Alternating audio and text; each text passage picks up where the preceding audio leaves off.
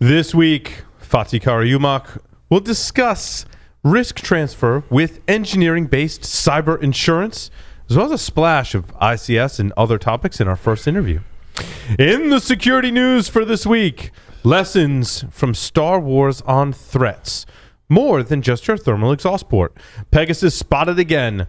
Python replaces JavaScript. Read-only container malware breaking out of captive portals. It's always DNS, except when it's not DNS, but this time it's definitely DNS with UCLibc. You're ordered to block these sites. Ransomware still hurts. DoD contractors remain vulnerable. Hiding in network appliances and quiet exit. All that and more on this episode of Paul's Security Weekly. This is Security Weekly. For security professionals, by security professionals. Broadcasting live from G-Unit Studios in Rhode Island, it's the show where exploits run wild, packets aren't the only things getting sniffed, and the cocktails flow steady. It's Paul's Security Weekly. If your websites conduct transactions or collect sensitive data, you have a material risk on your hands that could cost millions. The client-side security gap is being exploited daily with attacks like digital skimming, credential harvesting, and form jacking. 98% of sites use first and third-party JavaScript to power and enhance the user experience, opening up the client side to the adversary. Unlike most things in security, there is an easy fix. Start by understanding your risk. Let Source Defense give you a site-wide risk report this week. Visit securityweekly.com/source defense. And welcome to the show, but let me be the first to wish you, may the 4th be with you, Mr. Paul Sidorian. Welcome everyone to Paul's Security Weekly, where we have lightsabers. It's episode number 739, recorded on May 4th, 2022, right here in G-Unit Studios in Rhode Island. To my left, Mr. Larry Pesce. Howdy, and for the clarification, we only have one No, we do have another lightsaber. Oh, it's just that one doesn't. That one doesn't work. It's just a hilt. I got it. Yeah, it's just a hilt, and it doesn't work. I ordered a blade for it. Yep. And I have to repair the electronics inside of it. Fine. I may be enlisting your help with that, Larry, depending on how severe the repair will be. Not a problem. Thank you. To Larry's left, Mr. Dr. Doug White. Mr. Doctor. Dr. Mister. Dr. Mister. Dr. Mister. Doctor. Mr. Doctor's my dad. Over under. Dr. Doug White is here with us. Welcome, Dr. Doug White. Yes. Hello. Hello. After all that, I don't know what to say. Pass the scotch. That's scotchy. On the lines remotely, Mr. Tyler Robinson is here with us. Looking mighty fresh, my friend. I can tell you got a haircut. I can tell. Always fresh, buddy. Especially when Dr. Doug is helping perform lightsaber repairs with Larry on your lightsabers. That's right. That's right. We should do that like that server thing. We should, that started off with a hammer. So, yeah, that could be a pretty good I watched the YouTube videos on how to tear them down and replace ribbon cables and connections and stuff like that. Yeah, it's rebuild your own lightsaber. Rebuild your lightsaber. Yeah. Mr. Josh Morpet is here with us. Josh, welcome. I'm terrified to think of the euphemisms that would be Doug and Larry tearing down a lightsaber and working on it. It would kind of be like golf. There would be a lot of innuendos to be had. I can only imagine. There would be innuendos, Your bald head is looking very smooth and shiny tonight, Josh. It's very, it's very nice. It's very distinguished. I like it. It's very distinguished. Yes. As is the gray in his beard. That too. Ooh. Yeah, that's what male pattern baldness was saying was, here, let's be distinguished. That's right. That's how you put a good spin on it, man. That's, every once in a while I'm good at marketing. Security Weekly listeners, save $100 on your RSA Conference 2022 full conference pass to the RSA Conference. And the RSA Conference will be live in San Francisco, June 6th through the 9th, 2022. Security Weekly will be there in full force at the conference, delivering real-time live coverage and interviewing some of the top speakers and sponsors at the conference. To register using our discount code, please go to securityweekly.com/RSAC 2022 and use the code 52UCyber. We hope to see you there. If you have a specific guest or topic that you'd like us to cover on one of the upcoming shows, please submit your suggestions for guests. securityweekly.com/guest. Complete that form. Tell your friends and family we're looking for guest suggestions. I guess we are, but some of the shows are really full right now. So make them good, and maybe we'll make room for them. Joining us for tonight's interview segment, Fatih Karayumak. Fatih started his IT security career in academia, then worked for various government and military agencies, including NATO. Fatih, welcome to the show. Hey guys, may the 4th be with you all. Yes, may the 4th be with you as well. And it's always that line after "May the 4th be with you," and also with you. Gotta And be. I'm not even Catholic. I know. It's amazing. Fatih, it's nice to have you, albeit remotely, on the show tonight, right? It's nice to have you here. Fatih, how did you get your start in information security? Yeah, it's actually in high school I got interested in the whole paradigm of cybersecurity, the hacker culture, reading up on it. And during college in Germany, I got in touch with CCC. I don't know if you you probably know Chaos Computer Club. So I started attending their meetings and started hanging out with the guys. And I selected my major also accordingly. I selected informatics. And while studying computer science, I continued reading up on cybersecurity and also started working as a junior pen tester in one of the very small firms in Darmstadt, Germany, which is a very small college town near Frankfurt. After that, I got offered a position as a researcher in one of the new research centers, a cybersecurity excellence centers called Center for Advanced Security Research Darmstadt, which I gladly accepted. And I started researching usable security, if you would believe it. So we tried to find out how to bring together usability and security. Not possible. Not possible, Fatih. Is that what you concluded? Like, it was a really short paper. We tried to bring together usability and security. It's impossible. Not possible. Move on. There you go. Is that really? I'm sure there was more to it than that, but. Yeah. I mean, the usable security thing is the entry to the whole world, and we start working on how to basically get people understand security. So the lay person to understand what security is about and how to basically securely deal with a computer or with the internet. So that's the other part. And the focus that I had was internet vaulting. So getting people to understand what end-to-end encryption is and how internet vaulting is actually conducted in a safe and secure manner. So that was my security interest in the academia. And after that, I joined as one of the founding members of a national security agency back in Turkey. So I got the invitation for it and I went over there. I worked with various government agencies, and part of my responsibilities was representing Turkey in NATO as part of the cybersecurity liaison. So we designed and conducted 2 cybersecurity exercises every year. So I took part in that in NATO for 2 years straight.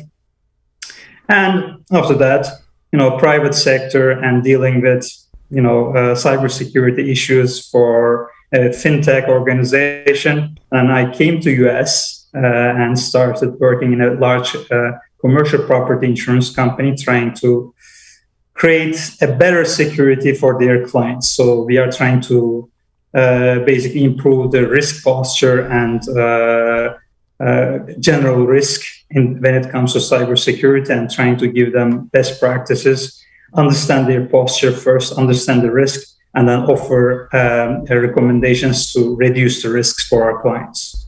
So that's the short run of my career.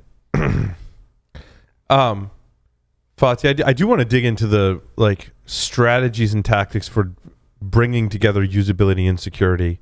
Sure. And I think specifically, in your research, did you study whether the security of a product can be used to entice more people to adopt said product? I feel like 20 years ago, probably not. I feel like there's more of that going on today, but I'm not conducting any kind of scientific studies on that, right? Yeah. Kind of a feeling. Yeah. So it wasn't actually even a consideration at that time when I was doing that research. So people who were coming up with security products didn't have that mindset of, okay, how to make security accessible for the layperson.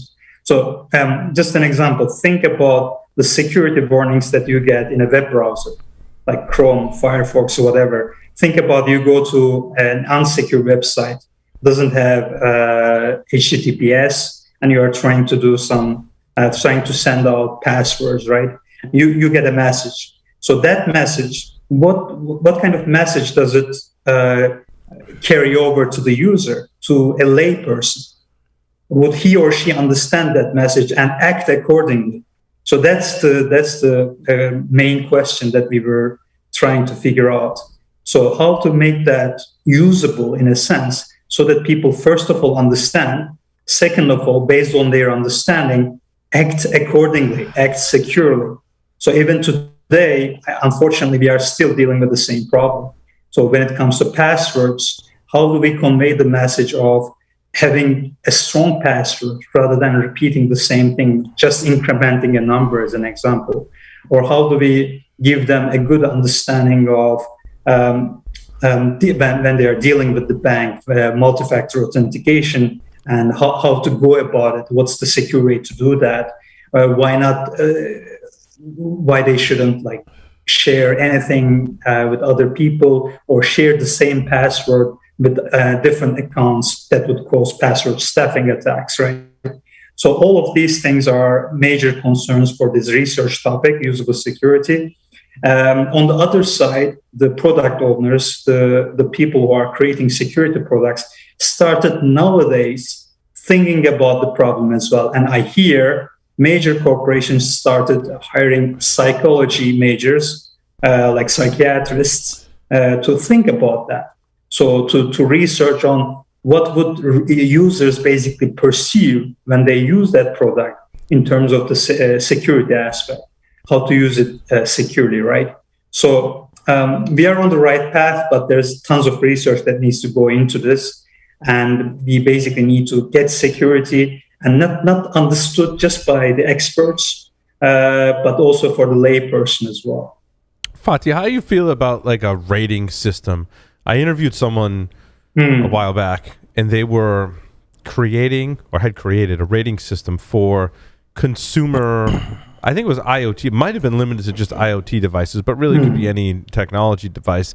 There was a rating system that was representative of how much security testing and security controls were put into that particular product. Do you think that could persuade someone to purchase router A that has a 5-star security rating versus router B, which has a 1-star security rating? I mean, we would obviously, as security nerds, we want the more secure one, right?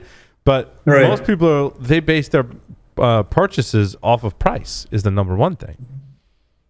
I mean, I think it depends on what kind of user you are dealing with. Like if it's like a really lay person who doesn't understand the implications of security, I think it's a hard sell to just, print out some scoring thing that that would fly over their heads, I think. But if you're dealing with a security person whose main focus is understanding like the security and how strong the security is, those kind of approaches might work. But it needs to come from a credible agency. Like off the top of my head, MITRE actually conducts these kind of security tests for security products, right? And they are testing them in like independent environments, and they are basically trying to validate, whatever the product owner is claiming for that product. I think one aspect of it should be also like usability. Okay, everything that you claim for the security is correct, so let's put like a tick box over there. So let's also look at, is it usable for the end users, be it like a security professional or some other like lay person. So let's test for that as well. Let's hire like a psychology person and maybe do like a usability test with 10 or 100 people, put them in front of the product and see if the product is actually usable in a sense, is whether it's intuitive, whether they can understand the underlying security paradigm. I think that's a really important thing that we need to look for as well going forward. So think about a SIM product. Okay, it might be the best product that you can imagine, but if it's too complicated, too convoluted, even for like security analysts on like level 3 security analysts, right? What's good for that product, right? Even if it's a perfect product, if it's not usable enough, so there's something lacking there. And you can project the same idea to like simpler security products. Think about a password manager that everyone is supposed to use. If it's not usable enough for the layperson, then what's the point? So we need to start asking these questions, and maybe also the testing agencies like MITRE maybe need to put like a testing column for usability as well, in my opinion. Yeah, and the problem is finding the right standards body or organization. It's not, we recognize MITRE. There is none. Right? But what do consumers recognize? I mean, many consumers probably don't recognize UL. Like, I think they just kind of accept that when I purchase a TV, like that there's some stuff that other people do that make sure it doesn't set fire to my home when I hang it on the wall, right? They don't even know what Which it is why is. there was the outrage for the hoverboards. Remember the hoverboards and them causing fires because the Chinese hoverboards were just blatantly catching on fire. And damn it, what was that other one? How about the Chinese dog food and the baby stuff that was killing dogs because it had melamine? Yeah, There was some dog. I have dogs, so I've seen a few dog food warnings like that. Which, I mean, most people would recognize the FDA. Sorry, can't help but laugh. There's a lot of shenanigans. Would they? I mean, a lot of shenanigans from the FDA. But not everything you sell has to be FDA approved. People just look at the marketing material and it says all new and improved, extra healthy, and everybody goes, "Must be, let's eat." Yeah, but they'll probably read that, Doug, and go, "Oh, this must be FDA approved." Therefore, because I read on the bottle that it said like this is healthy, and we've done some lab testing, and I think the assumption is that it's FDA approved, but likely it's probably not. Probably not. I don't think most people go that far. Even most people don't even go that far. I don't think so. Yeah, I think your nerd is showing. Do you remember the woman that drank? I don't. This is not a well-known case, but there was a woman that drank a lot of smart water to lose weight, and then sued. I think it's Coca-Cola when she didn't lose weight, and they said, "Who's stupid enough to think that?" Or vitamin water, whatever, smart water, or vitamin water, one of them. I was going to say Who's she stupid drank enough? smart water and wanted to get smarter, but she didn't. She drank vitamin water to lose weight, and there's a lot of sugar in it. So they're like, who's stupid enough to think that vitamin water actually has vitamins in it and will help you lose weight? And she's like, me? Apparently, ones that don't drink smart water. I think it's mineral oil. If you drink that, you might lose weight. Among other things. Yes. You may lose everything. But yeah, it's FDA approved. All natural. So but I think that to bring it full circle back to security, like even if we had a good rating system from a recognizable standards body, people still wouldn't pay attention to it. At the end of the game, it comes down to whether people can use it or not. Yeah. Like whether they understand what they are using, right? So think about like an internet voting scheme. It's being used in Estonia, in Australia, and some cantons of Switzerland for a long time. And there are literal laws in their constitutions that the voter needs to understand the voting system, right?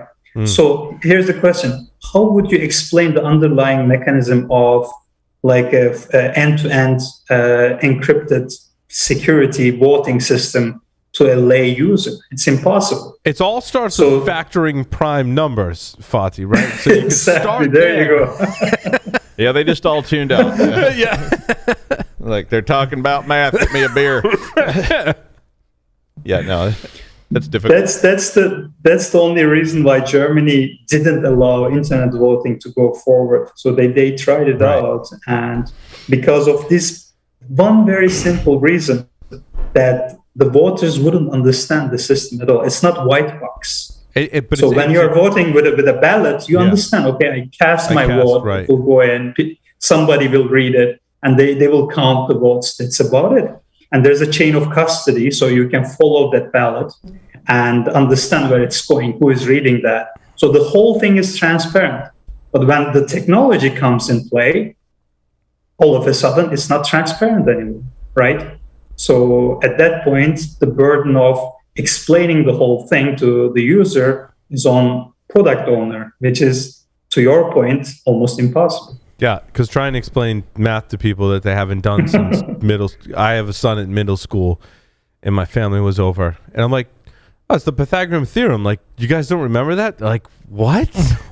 Like, it's amazing how if you don't use that stuff, it's like not completely foreign, but I had to watch the tutorial and go, squared plus B squared equals C squared. Thank you. Larry also has children in middle school. But I remember it. You remember that? Well, because your nerd is showing, like Doug said. Yeah, no, I remembered it. You're a PhD. You're a bad example. That doesn't mean anything.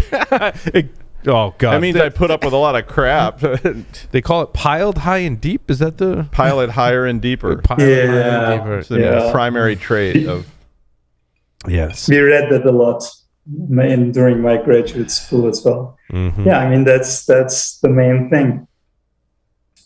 I want to talk a little bit about ICS security, right? Which is very different from trying to make products usable, right? This is security in systems that we could do those, person on the street interviews where you go up and like interview random people, right? And go, like, would it be bad if a power plant got hacked or whatever, right? And they'd be like, oh, that's like really bad. Like, I think people understand the implications of industrial control systems security, but actually implementing is very different. And they don't understand the systems; they just understand the high level. Right. I mean, how many people really know about all that stuff? And it's like how a chair was made. I mean, it's just like, I don't know. They took some wood, put it in a building, it came out, it was a chair. Mm-hmm. And I think that's the same thing with like a lot of. I mean, if you start talking about SIMs or you start talking about monitoring or networks or anything else, I mean, like at home, even everybody's got some kind of technology at home, but most people just want to see that the green light is on and then get back to what they were doing because they don't have an interest in that.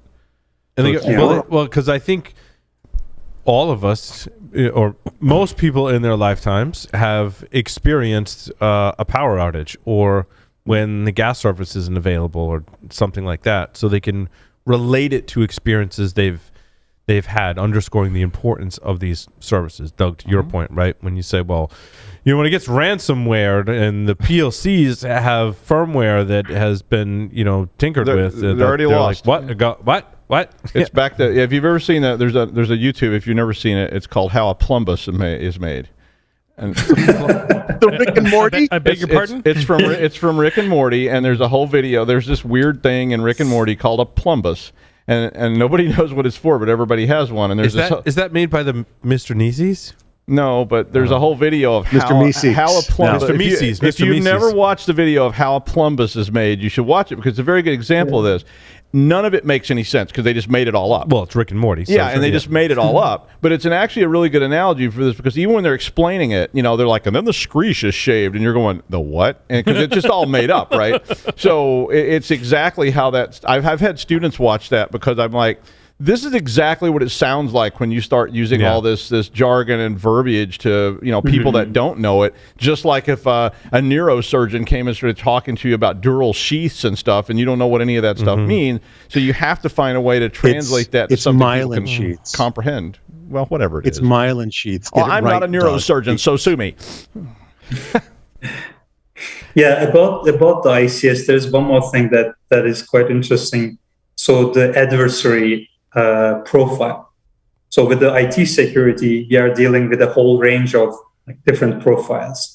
So we have sophisticated attackers, yes, sure, especially with the ransomware and ransomware as a service. We are seeing very sophisticated groups, but we are also seeing like activists, script kiddies, like all sorts of people, right? But when it comes to ICS and ICS security, now we are talking about nation-state sponsored hacking groups and hackers. So the level of sophistication of attacks, what they can do, what kind of impact they would have is totally on a different level.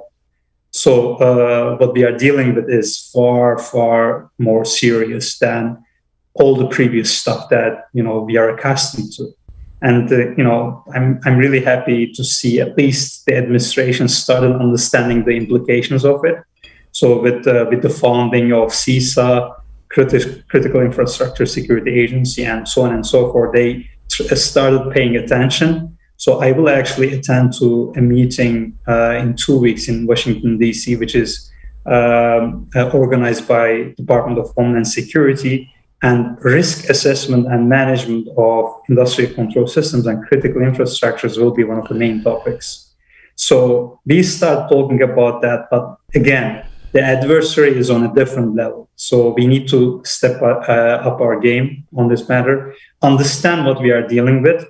So it's not Columbus and it's a different world now. We got to get out of it and get our minds behind it, and also start thinking about now with the Industry 4.0 rolling out, with the whole change of or rolling out of digital transformations, that's an opportunity.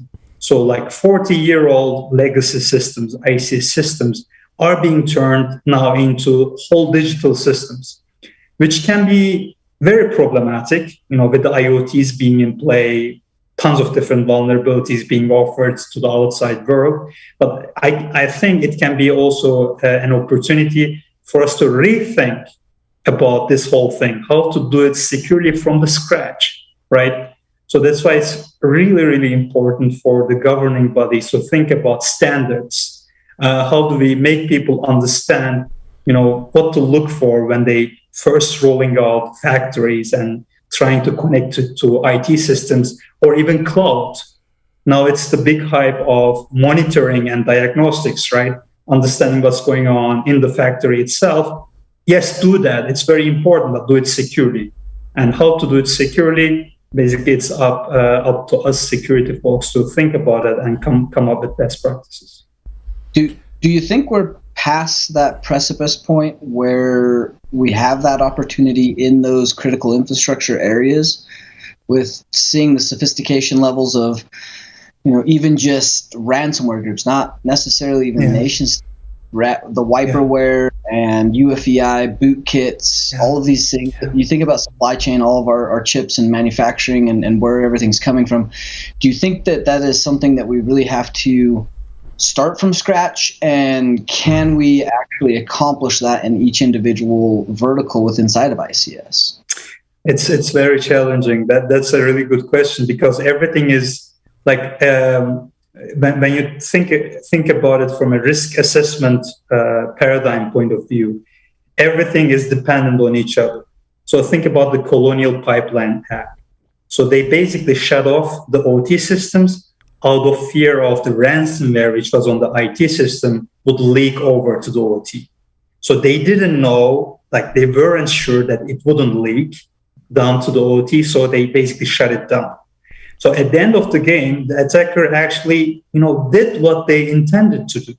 They wanted to impact the OT, operational technology, or the ICS, and they accomplished that by the means of ransomware on an ordinary IT system. So to your point, we need to start thinking about this whole thing holistically. So what is connected to what? And how can we secure different segments of the network and make sure if one segment is hit that, we are okay on the other segment. So we don't need to panic, right?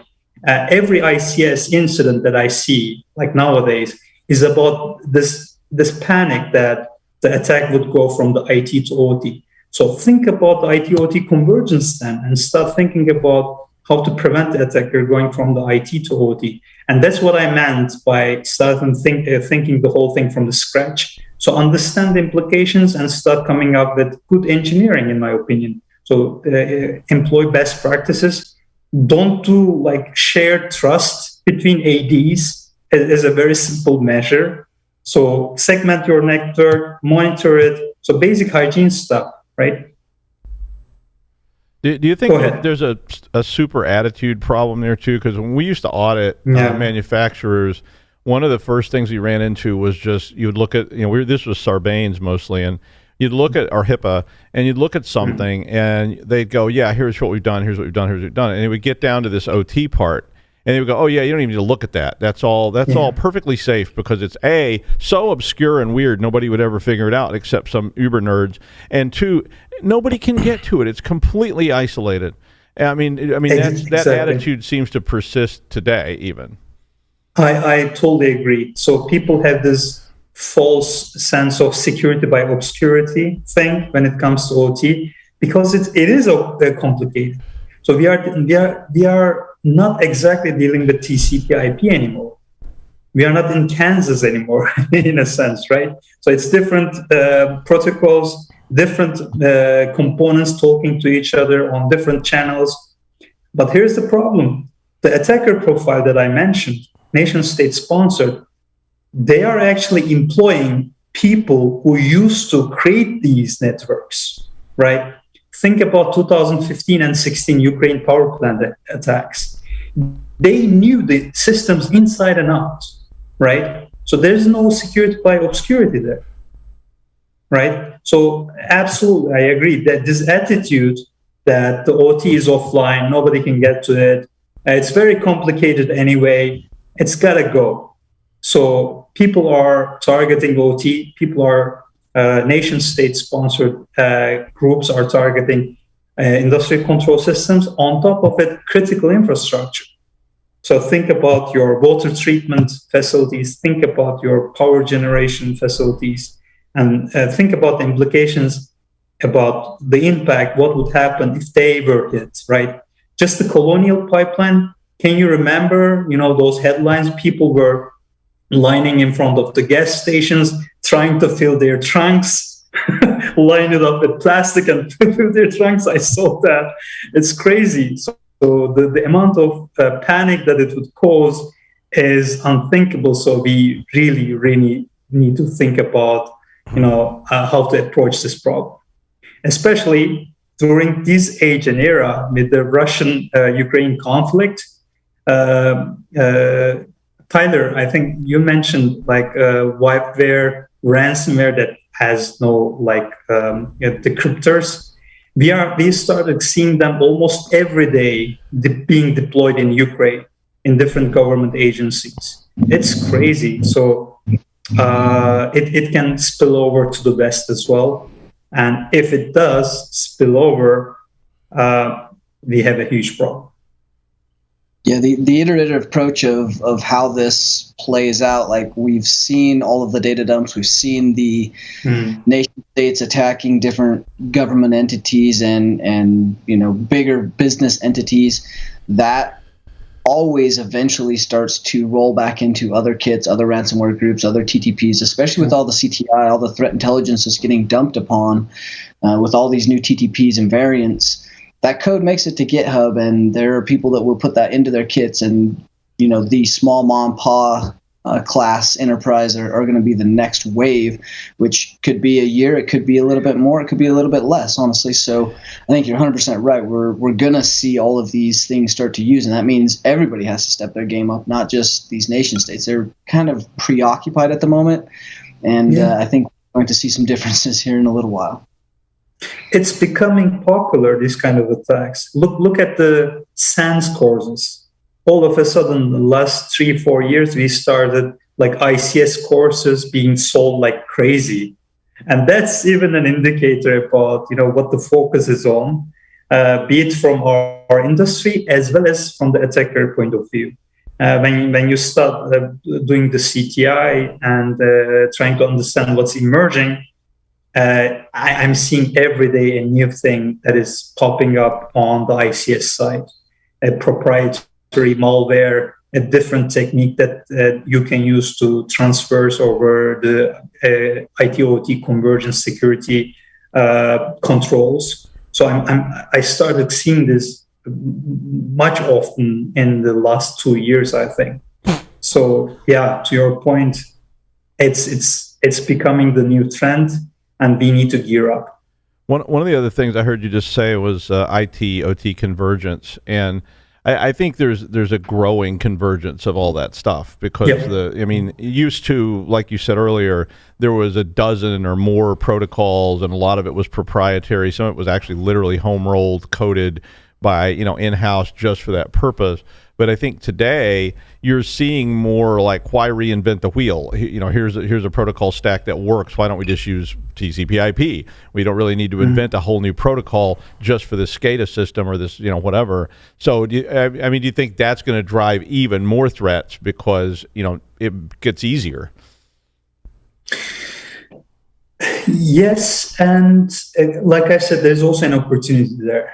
So when more people start understanding the underlying mechanisms of what's going on, if it becomes easier to understand, becomes easier to monitor, I think we will have ammunition to protect the systems as well. On the other side, I agree with Fatih. I think people get kind of hung up on that security and obscurity model. Certainly, I think 10 or 11 years ago, I think is when I first went to my SANS ICS, which was a very small conference. Hopefully they're much larger now, right? I think that people get hung up on, well, it's proprietary. There's not a lot of people that use it. It's not a widely publicized protocol. Therefore, the conclusion that some would draw is it's secure. And I'm like, no. Like, what you don't understand is, like, if you're a target, you're a target. And if you're using obscure systems, that just means hackers are going to learn those obscure systems. Exactly. I mean, we saw that with Stuxnet from the Defender side that had to understand how the PLC instruction sets were put together. They went off and they learned that language. Like, if they can do it, so other people can too. So forget about security through obscurity because it just doesn't work. I like what you said, Fatih, that if we use standard protocols, we kind of level the playing field. We can both attack and defend those, I think, kind of all be on the same playing field rather than worrying about, people aren't going to hack this because they don't know it, which isn't true. Yeah, very, very simple example, Paul. It's so hard to monitor what's going on the OT network. So there are products. There's I don't want to name any names, but sure, major players are in this game as well, trying to monitor the OT systems. But it is hard because availability needs to be prioritized all the time. So doing active scannings and active sniffing of the packets can cause problems. So in that regard, standardizing the network might be actually quite useful in terms of, getting our usual products and usual tools to work in the OT networks as well, going forward. But it's going to take a lot of time because, the systems themselves are very complicated. So in my opinion, the vendors started working on those. And I mentioned, I don't think you missed it, but digital transformation is the key word here. So people are trying to modernize their factories, their warehouses. So they are trying to make everything connected. If you are trying to make something connected, if you are trying to monitor it in a cloud setting, right, they need to speak the same language, all the protocols, all the components. And if they start speaking the same language, we can deploy our usual tools and start doing our blue teaming as well. Currently, blue teaming on an OT network is quite challenging. But going forward, hopefully, if this becomes a reality, we can use our tools as well. On the other hand, to Doug's point, the attackers will gain more traction.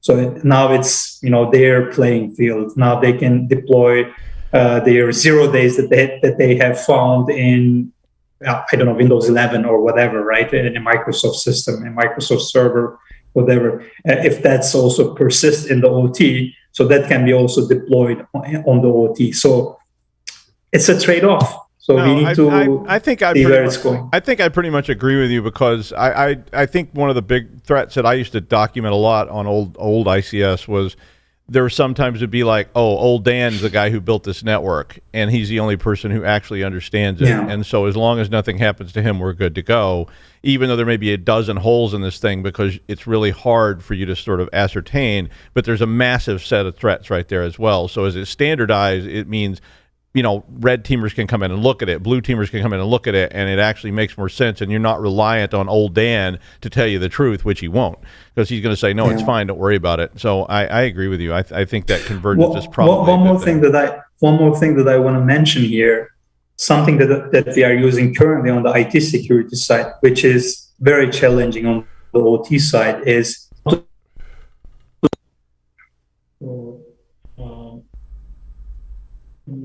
Oh, Fatih, we lost you there. Oh, okay. It's not just me. Yeah.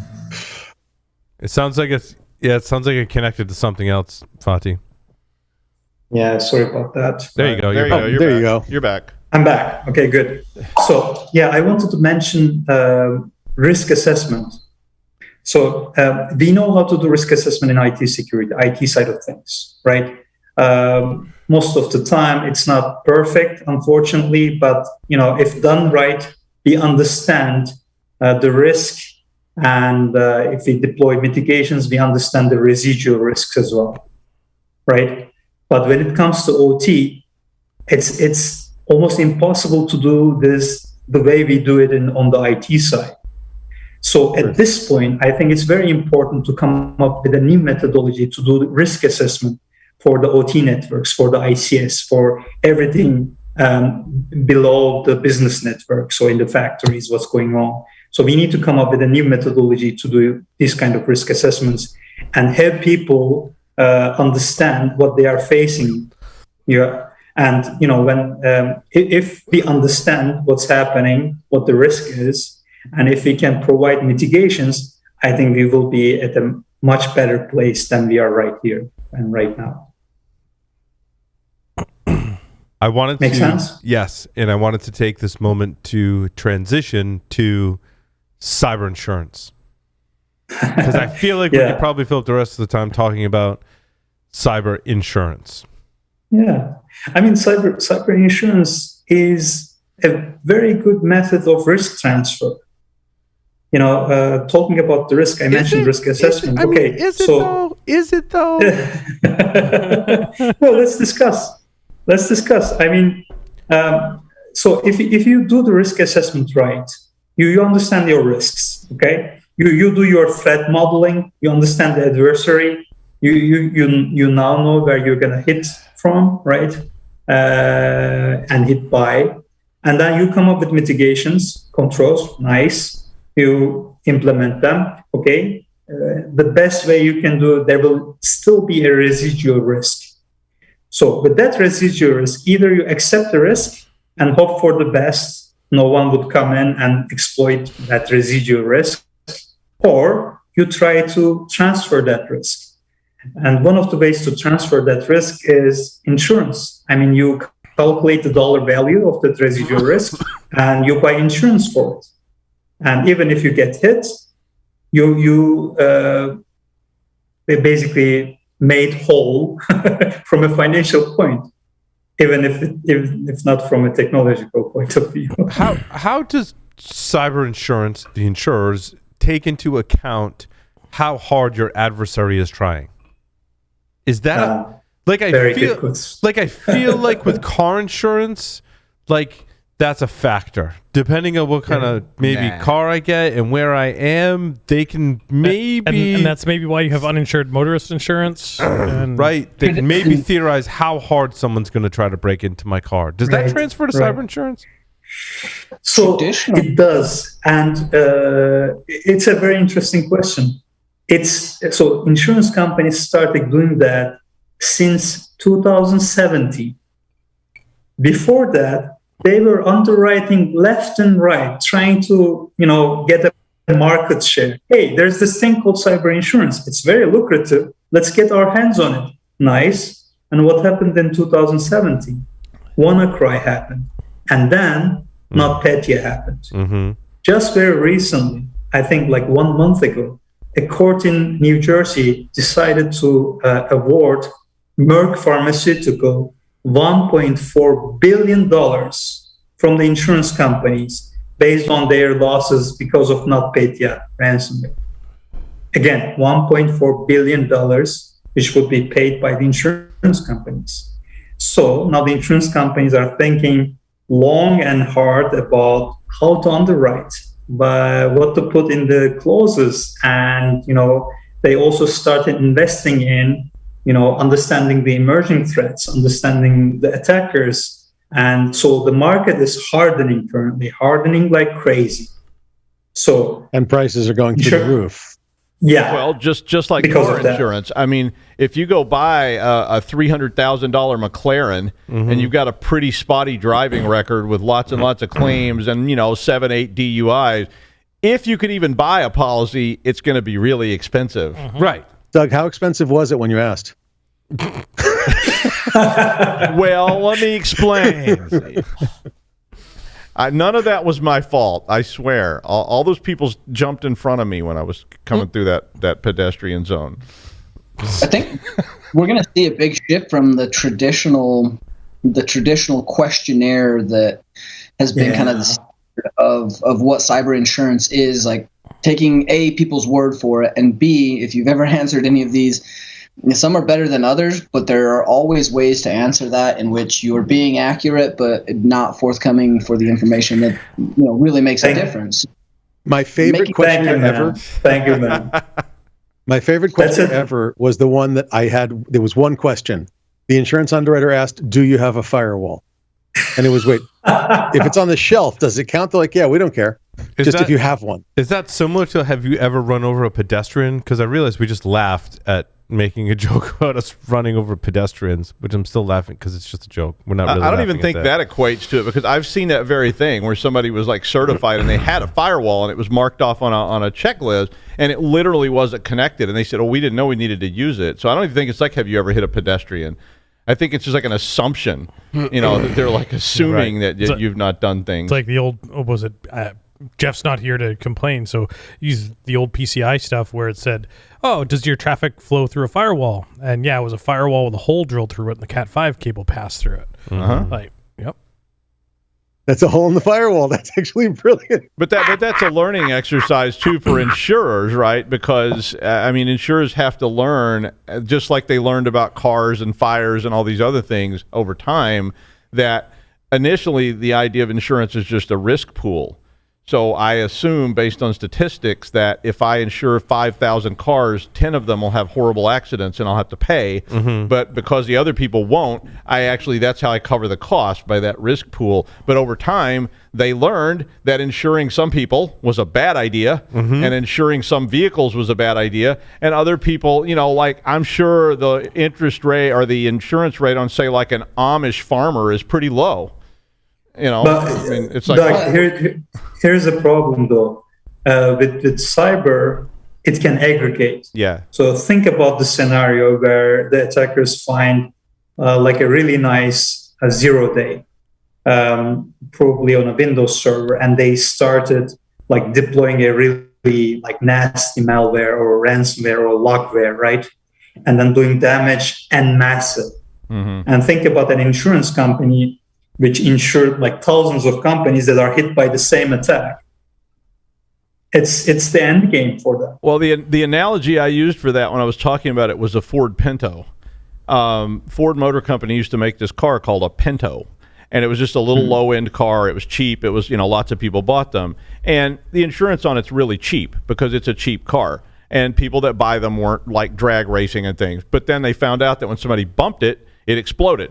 And a bunch of people died in horrible ways, and all of a sudden you couldn't get insurance on those kind of cars because it's the same thing. It wasn't just one bad driver; it was like a whole, a 0-day essentially. Yeah, and one more thing that I want to mention is about the questionnaire. Somebody mentioned this questionnaire-based risk assessment. That's a really, really good point. And in my opinion, it's so outdated, and the modern underwriting needs to go over that. So. Insurance companies will at one point or another start demanding more data from inside the systems, just like some auto insurance companies who tell you, okay, if you install this like little chip on your car, your premium will get low, right? And if you drive like sensibly, you won't pay much. The same idea will apply, I think, at one point or another. So right, but that insurance has to be, companies but that will has to start be demanding more. That has to be measured and monitored, right? And I'm sure there's different scenarios where, just asking and kind of banking on the fact that people are going to tell the truth is one thing. Like, do you have an alarm system in your home? Like, yeah, I do. And then they get smarter and they're like, is it connected to the police and fire? Yeah, it is today, but do they like come out and check? Is there like an insurance adjuster that comes out every single day and test it to make sure that it actually is connected? And do you have fire extinguishers in your home? Well, yeah, I have lots of fire extinguishers in my home. Now, I make sure that they're all operational and working and charged like pretty frequently because I got like quite a few grills outside and like, I cook on my stove like a lot with the burner grill like that. Yes, I do. And I have 3 kids that are Somebody's boys. setting that fire extinguisher Someone off is pretty setting quickly. the damn fire extinguisher. So I'm making sure that I'm prepared. But not everyone does that. Tyler, sorry, you were going to weigh in there. No, yeah. So much of the good cyber insurance companies are already moving to this. So you're at a point where the risk assessments are just to get in the front door for pre-qualification. In order to get a policy and have a policy underwritten, you have to have the visibility, internal and external assessments. And many of these are actually even taken a step further where there's the ongoing continual monitoring, testing, and you have to be at a certain level based on metrics that, we're trying to predefine for many of these companies in order to make this an ongoing and better assessment. Because really what we're going to run into, and I think we already are starting to see this, is many companies can't actually do business. And this is a problem for everybody. We run into a supply chain issue because in order to be and go through procurement for most major vendors, you have to have cyber liability insurance. And in order to do that, that requires you to get a policy written. Those policies aren't going very fast. And thus the supply chain is breaking down and the process is getting short-circuited by having some write-offs, some legalese, some attorneys that are very good at what they do, and they get an exception put in for right now because there's just no other way to do it. So we're going to have all these companies that have to have and do business between all of the different vendors, but there's no one able to get policies because we've put such stringent care on these things. So we have to kind of time this a little bit as well as move forward in a manner that's not going to put us back in the same place. Absolutely. So I'm going to break in here. I'm sorry. Go ahead, Fatih. But after you, I want to talk about it. Yeah. So very shortly, I apologize. No. Because this is a very interesting topic for me. So I think you're absolutely right. Even so, we were talking about government contractors, right? So they will be required to have insurance before getting any job going forward. More to that, you're talking about the supply chain. Absolutely, the big companies will require their thousands of third-party suppliers to have insurance in order to make sure that they are up to a certain standard when it comes to cybersecurity. And because of that, because of the increasing impact of the insurance industry, I think the whole industry will start changing into almost like an engineering consulting kind of approach. So insurance companies will have to understand what the security is all about. So they will have to understand how to do the risk assessment right. They will have to understand how to continuously do it. And they will have to also understand how to put the dollar value behind every control.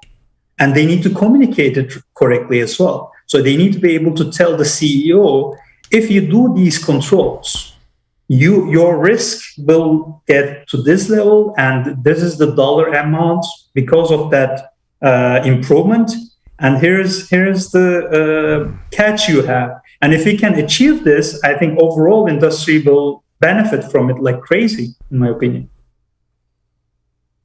I think we have made strides though in that cyber insurance is not an excuse or a get out of jail free card from actually doing security. I think when it was first being pitched, people kind of leaned on it as, like I have insurance, like therefore. Well, they tried to use it to transfer their risk. Yeah, and that's exactly. You can transfer some liability but you can transfer risk, but you can't transfer liability type Like, of thing. I don't need to And get it's my difficult. I don't need to get my brakes fixed. And- I have insurance. Right. So this is actually something I want to go on. I realize we're running short on time, but I do want to talk about this for just a minute. One of the things, Fatih, is it Fatih? Yeah, Fatih. Yeah, thank you. Fatih. Fatih is that I'm working on is actually I helped write CMMC, which I'm sure you're familiar with. Yeah. And I'm trying to rebuild that. I've got a nonprofit that we're building a version of it for the commercial market, so that companies can actually be certified as to their risk, how well they're handling risk and managing risk for a specific library of data. And it's designed around continuous compliance. So actually, I'd like to chat with you at some point, if that's okay. Yeah, I like the idea very much. But everything's becoming data centric, so it's important for us to figure out the right data and where to get that. And one last piece. So Automated. Again, taking the discussion. Yeah, automation is very important. But taking the discussion back to OT and industrial control systems, we need to also figure out how to get the right data out of these like unknown environments and feed it to the risk assessment as well. So my there's- earlier point, I'm going to repeat it. You need to take this whole thing holistically and understand it as a whole and go forward. Yeah, absolutely. And there are actually health measures for OT environments that are not being used currently today. For example, packet timing. There are physical line measures of how healthy the OT system is, and that's to go to the health of the system, not necessarily the security or compliance of it. But you have various measures that are not being used by the typical OT system owner, because the typical OT system owner has the budget of a third grade classroom. Let's be honest. Yeah. Okay. Yeah. I mean, remember the team? Somebody mentioned automation. Automation is the key here. I don't know if you would agree on that. But it's absolutely. Not like we can go every place manually. You need to automate it somehow. Yeah, no. The whole system is based upon the premise that a self-assessment has some measure of veritas or truth. An automated assessment has a much higher measure of veritas or truth. And a manual assessment is an even higher truth, but it's a point-in-time assessment. So effectively, while useful for certain aspects, it's useless for an overall holistic view over time. And when you take risk quantification and put it in an over time measurement, it becomes very interesting. And when you have automated systems feeding the risk, being able to do dynamic risk pricing is actually where you're aiming for. And that's what we're aiming at. So we got to discuss this offline. Absolutely. We will. I like where you're going with it. We absolutely will, sir. This is going to be very much fun. Fatih, we just have 5 more questions for you. Are you ready to play? 5 questions with Security Weekly. They're silly questions. There's no right or wrong answer. Go ahead. 3 words to describe yourself. Patience, diligence, and somehow fun. If you were a serial killer, what would be your weapon of choice? Electricity and massive.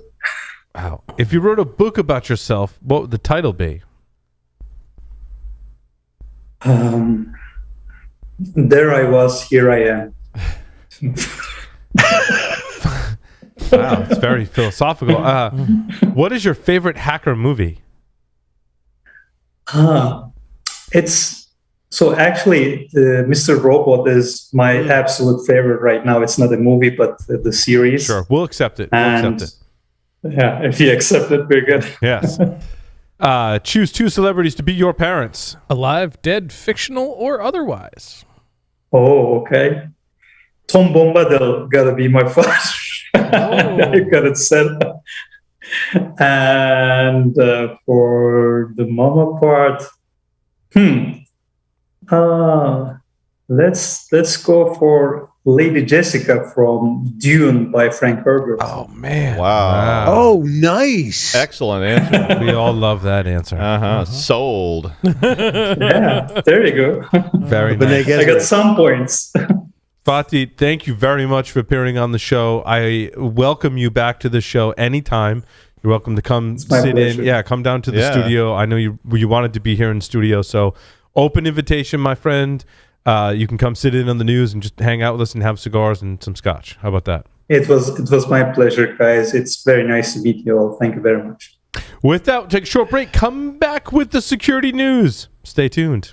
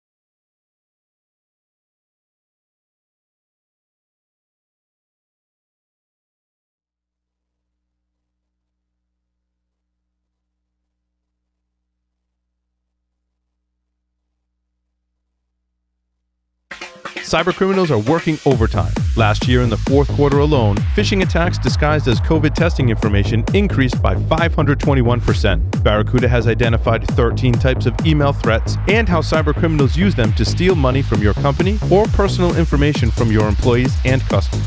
Find out about the 13 email threat types and how Barracuda can provide complete email protection for your teams, your customers, and your reputation. Get your free ebook at securityweekly.com/Barracuda. That's securityweekly.com/Barracuda. The need to communicate and collaborate on a global level has created a proliferation of cloud-based tools for businesses. But with new channels come new gaps for hackers and many new security blind spots. You need full threat visibility across channels with a solution that works at the speed your company does. Perception Point's multi-layered platform provides the most robust threat prevention on the market. Perception Point Advanced Collaboration Security designs for the modern enterprise. Visit securityweekly.com/Perception Point. Welcome back, everyone, to Paul's Security Weekly. Make sure that you visit securityweekly.com/subscribe. We've got an entire network of podcasts, tons of content each week. You can subscribe to all of them on your favorite podcast catcher. Make sure you leave us a review. That would be great. Also, when you go to securityweekly.com/subscribe, Security Weekly show starter packs are available. There's a link. If you want to remember another URL, securityweekly.com/starter packs. Especially if you use Spotify, I've created 3 Spotify playlists where I've pulled content from our archives. Like in the 400s, and we're talking 300 plus episodes ago. In the 400s, we hit our stride. You ready for the list? Jason Street, Karen Elazari, John McAfee, and Chris Roberts, as well as Michael Bazell and Mark. No, that's not Marcus Random. I don't know who that is, but that's the list right there, and that's just the 400s that I'm talking about. So make sure you go back. We have such a long history of podcasting, right? We're long and we're strong. We're down to get the podcast on. And we are. But one of the things, I feel like when we were in the 300-ish range, we'd get feedback and people would be like, yeah, so I started from episode 1 and I listened, right? Like all the way up to I feel like we're in the 300s where I really didn't hear. And there's a lot more podcasts today, right, than there were when we were doing episodes in the 300s.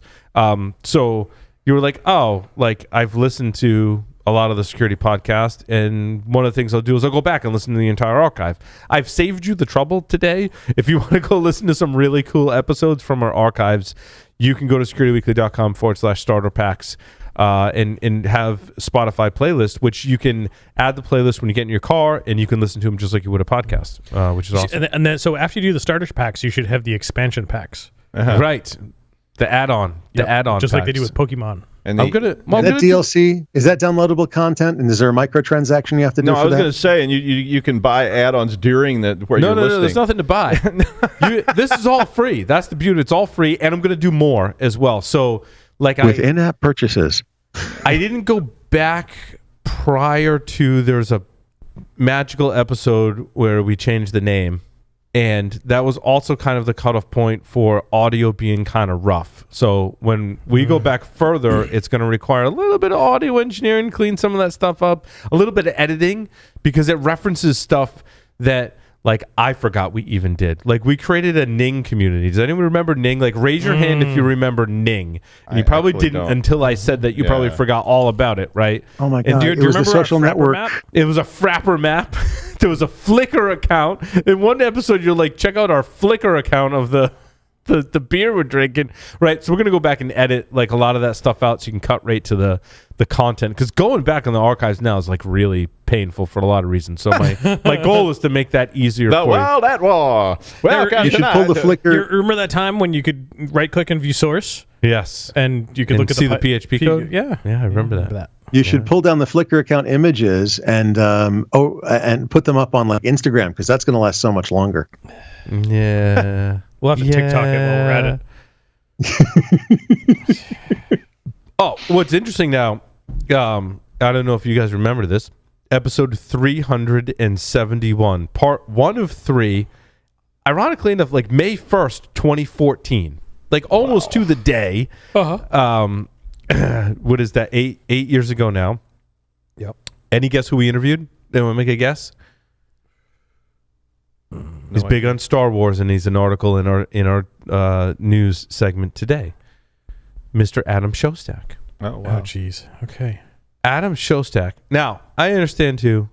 You hear me say that name, and people have made allegations. Mhm. I don't claim any kind of knowledge about said allegations from either side. I just want to acknowledge it. I have nothing other than like what I've read in what's been posted out there and what people have told me. So I don't know. Yep. Innocent until proven guilty So or that's something like that? but I don't want to offend either side of the party. I want to be very neutral on this issue. That being said, I saw an article that was what Star Wars teaches us about threats. Adam is, of course, famous in our industry for talking about the parallels between cybersecurity and Star Wars. And he also has a new book coming out, which is called Threats, Why Every Engineer Should Learn from Star Wars, that's coming out this fall, which I want to read. Because I think Adam has some very interesting viewpoints and thoughts and opinions on this matter. In Star Wars, I think those of us nerds that watch Star Wars, we always make those security parallels, right? And not just the thermal exhaust port. Okay.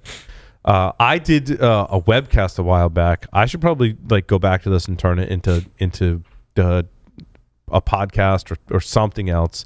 Rogue One really got me thinking about how it relates to security. There've been a few articles, written about Rogue One and its parallels into security, protection of data, physical security, all those things, certainly come into play.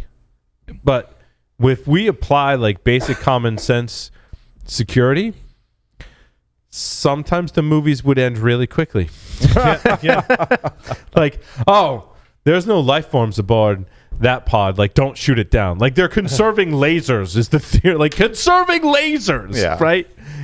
No, shoot it but down. Then you see a battle in Star Wars, and there's lasers flying all over the place. There's lasers, but if we really had to conserve them, Now, they also made assumptions. Must have been a malfunction. Right. Must have been a malfunction.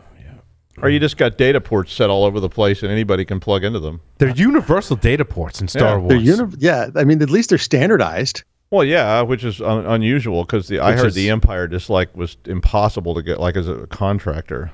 You would think that but what's interesting is the data ports in Star Wars cross both the Empire and the Rebel. All of the technology has these standards. You would think the Empire, being the Empire, would have proprietary data ports. You think that, but nobody can get approved as a vendor. It's once you get in their vendor system, it's a nightmare. Yeah. Yep. Oh, well, that and if you think about it on the converse, C-3PO, do you speak the language of binary load lifters? No, but I speak this other language that's very similar. Mm-hmm. So there's thousands of languages and potentially thousands of data ports. You just got to have the right adapter and know the right language. But he's not allowed to speak Sith. Right. Yeah, that was a weird plot. He's not a very good storyteller either. No. Well, I mean, it's code, so you could block him from speaking Sith just by putting, no Sith. You can't get around it. I mean, legit he's a robot. Right. It's like sorry, I could, but I'm not allowed to by my code. We can talk about. We don't have to worry about spoilers, right? You could get bot UEFI attattack. Yes. We replaced C-3PO's firmware, and now he can speak Sith. Mm-hmm. I heard C-3PO ran UEFI. Mm-hmm. I heard that. Man, and server messaging block 1. We have UEFI, and then that far in the future, we're doomed. We're doomed. I've got a bad feeling about this. Well, that was an early draft of episode 4. Was that the whole thing was just a UEFI attack, but it was a really boring movie. And required a bottle of gin. Yeah, there's a couple of nerds sitting around in a base on Hoth typing for 2.5 hours. Oh, so I go to read the UFI spec. So Tron, the latest UFI spec is 2,500 plus pages, and I'm like, maybe I can read some articles about the spec. Maybe I can first. read the cliff notes. Right? I need to read the cliff notes and the cliff notes literally say, "Oh, you can read about this in the UFI spec, but when you read the UFI spec, make sure you have a bottle of gin." I'm like, oh, okay. And Denny had to learn Chinese. Yes, yes, and to like gin. I like gin. I love gin. Actually, gin is good. Good gin. Prove it. Drink some now. We have some good gin.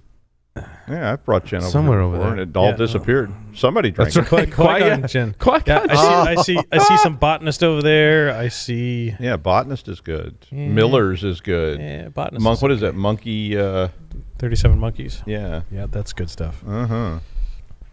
My wife is the gin connoisseur, so yeah. By her standards, botanist is it's all right. It's Well, just yeah, all right, it's not- really. This is like a fresh bottle. Goes to show you how much we like this gin. Anybody want some gin? No, thank you. Yes, If you please. cut it with scotch. You good? You good? Okay. Oh wow! Just for you, Josh. Straight out of the bottle. Ready to read my Eufy spec. It's self sanitizing, so it's all good. It's all good. There you go. It's You my need bottle the now. rest. What were we talking about? Star Wars? Gin. Botnet. Botnet's is a good one. We don't want to talk about Star Wars anymore? In threats, I mean, I do. I do too. I mean, we could go on like Star Wars for hours. Did you do the lightsaber? Anyone did the lightsaber building at Savi's workshop yet? Twice. You did it twice. Now, did you swap out your crystals and stuff like that afterwards? Several times. Yeah. So you ordered them like I did on Amazon, and No, I bought them in park. you bought them. Oh, so you bought extras in the park. Like 30 of them. Oh, so you have every color. Because they're NFC. They are. I was gonna say. They're RFID. I realized They're when I was. RFID. I got the lightsabers home, and I'm like, I want to take these apart and like dig into them. I'm like, They're RFID. holy crap! I'm like, they're NFC. They're RFID. In the crystal. Is it NFC or It's RFID. It's RFID. I will send you some links later. There's a whole bunch of stuff documented. Yeah. And the kyber crystals are writable. Oh, it's a writable RFID. So you can- So wait, you can buy a blue crystal Yep. and you can reprogram it to be whatever color you want. Black, Oh, yellow. That's amazing. Yep. Because the microcontroller inside the lightsaber just reads the RFID signal to say what color it's going to. Because I blew my kid's mind. Like, you know, I took the blade out and I was like swapping blades and like, Dad, doesn't that swipe the color? I'm like, no. I'm like, the color is determined by the crystal. They're like, nah. They're like, Dad, I want the purple one that's in yours. I'm like, all right, let's swap. And they were like blown away. They're like, oh, that's really cool. Mm-hmm. Yeah, so we're doing a lot of lightsaber. I want to show up to a client site with my lightsaber, and I want to like lightsaber the door and have it open with my RFID from the Oh, crystal. that'd be cool. So Swing. to And the door opens. the inside baseball conversation, we do some RFID stuff in the SAN 617 wireless class, and we have a couple of case studies about how RFID goes bad because of design decisions that were made, not necessarily about implementation decisions that were bad, and not necessarily failures in the RFID technology. And we cover the Amiibo stuff with the Nintendo and how that the keys are stored on the device. You recover the keys from the device. That means you can decrypt all of the Amiibo characters and you can effectively clone them all. And that became a big deal pandemic timeframe, early 2020, when all of the kids and even adults were using Animal Crossing. Because Animal Crossing also had the ability to do Amiibo with cards and figurines into that, and people were cloning all of the Amiibo stuff to have in Animal Crossing because that was their social outlet. Well, one of the case studies that we wanted to do was some of the implementation failures in the kyber crystals from Disney, but we couldn't because one of the authors of 617 was formerly employed by a company that might have sued him for writing that type of stuff. Interesting. That individual is no longer employed at said company. Interesting. But also it's the microcontroller that senses motion Yes. Right. In the handle, in the hilt. in the hilt. Yep. It senses when you like walk by it and stuff. Yep. And Oh, definitely, because I think I've got one in my office right now that's a little low on battery. yes. So that if it's low on battery, it can Makes detect weird vibration. noises. It goes. Yeah. "Rrrr." So yeah, every time I walk in my office, one of the lightsabers makes noise right now. Right. And it also senses when the blade is inserted Yep. as well. Inserted Makes a and different it makes a different noise based on Kuchink, Yes. kuchink. Yes. It also tells when Okay, the Larry. RFID is the kyber crystal is inserted. Is and removed. inserted, it makes yet a different Yep. noise. Yes. Yes, Josh. Larry, how many lightsabers do you have? Well, I own two personally. I own a third that is a display piece, not one of the nice fancy ones from Disney. And the kids both have one, so there are currently 5 lightsabers in my office. Like this one is from HasCon. This one I have here. Well, it has gone a few years ago, and this doesn't have all the fancy RFID stuff in it. Like you basically just turns on and off. Yep. Makes some noise. Makes some noise. shock stuff. Yeah. Yep. I have Darth Vader, one of those. That was like the replica. This is just the hilt, but it accepts the blades and the blades from Disney. I believe, yeah, because if you look at the receptacles inside there, because I bought it, this wasn't from Savvy's Workshop. This was from one of the other shops in Galaxy's Edge. I don't know. Yeah, and it comes in the case. And this one does not accept a kyber crystal. It does not. But it has a similar microcontroller.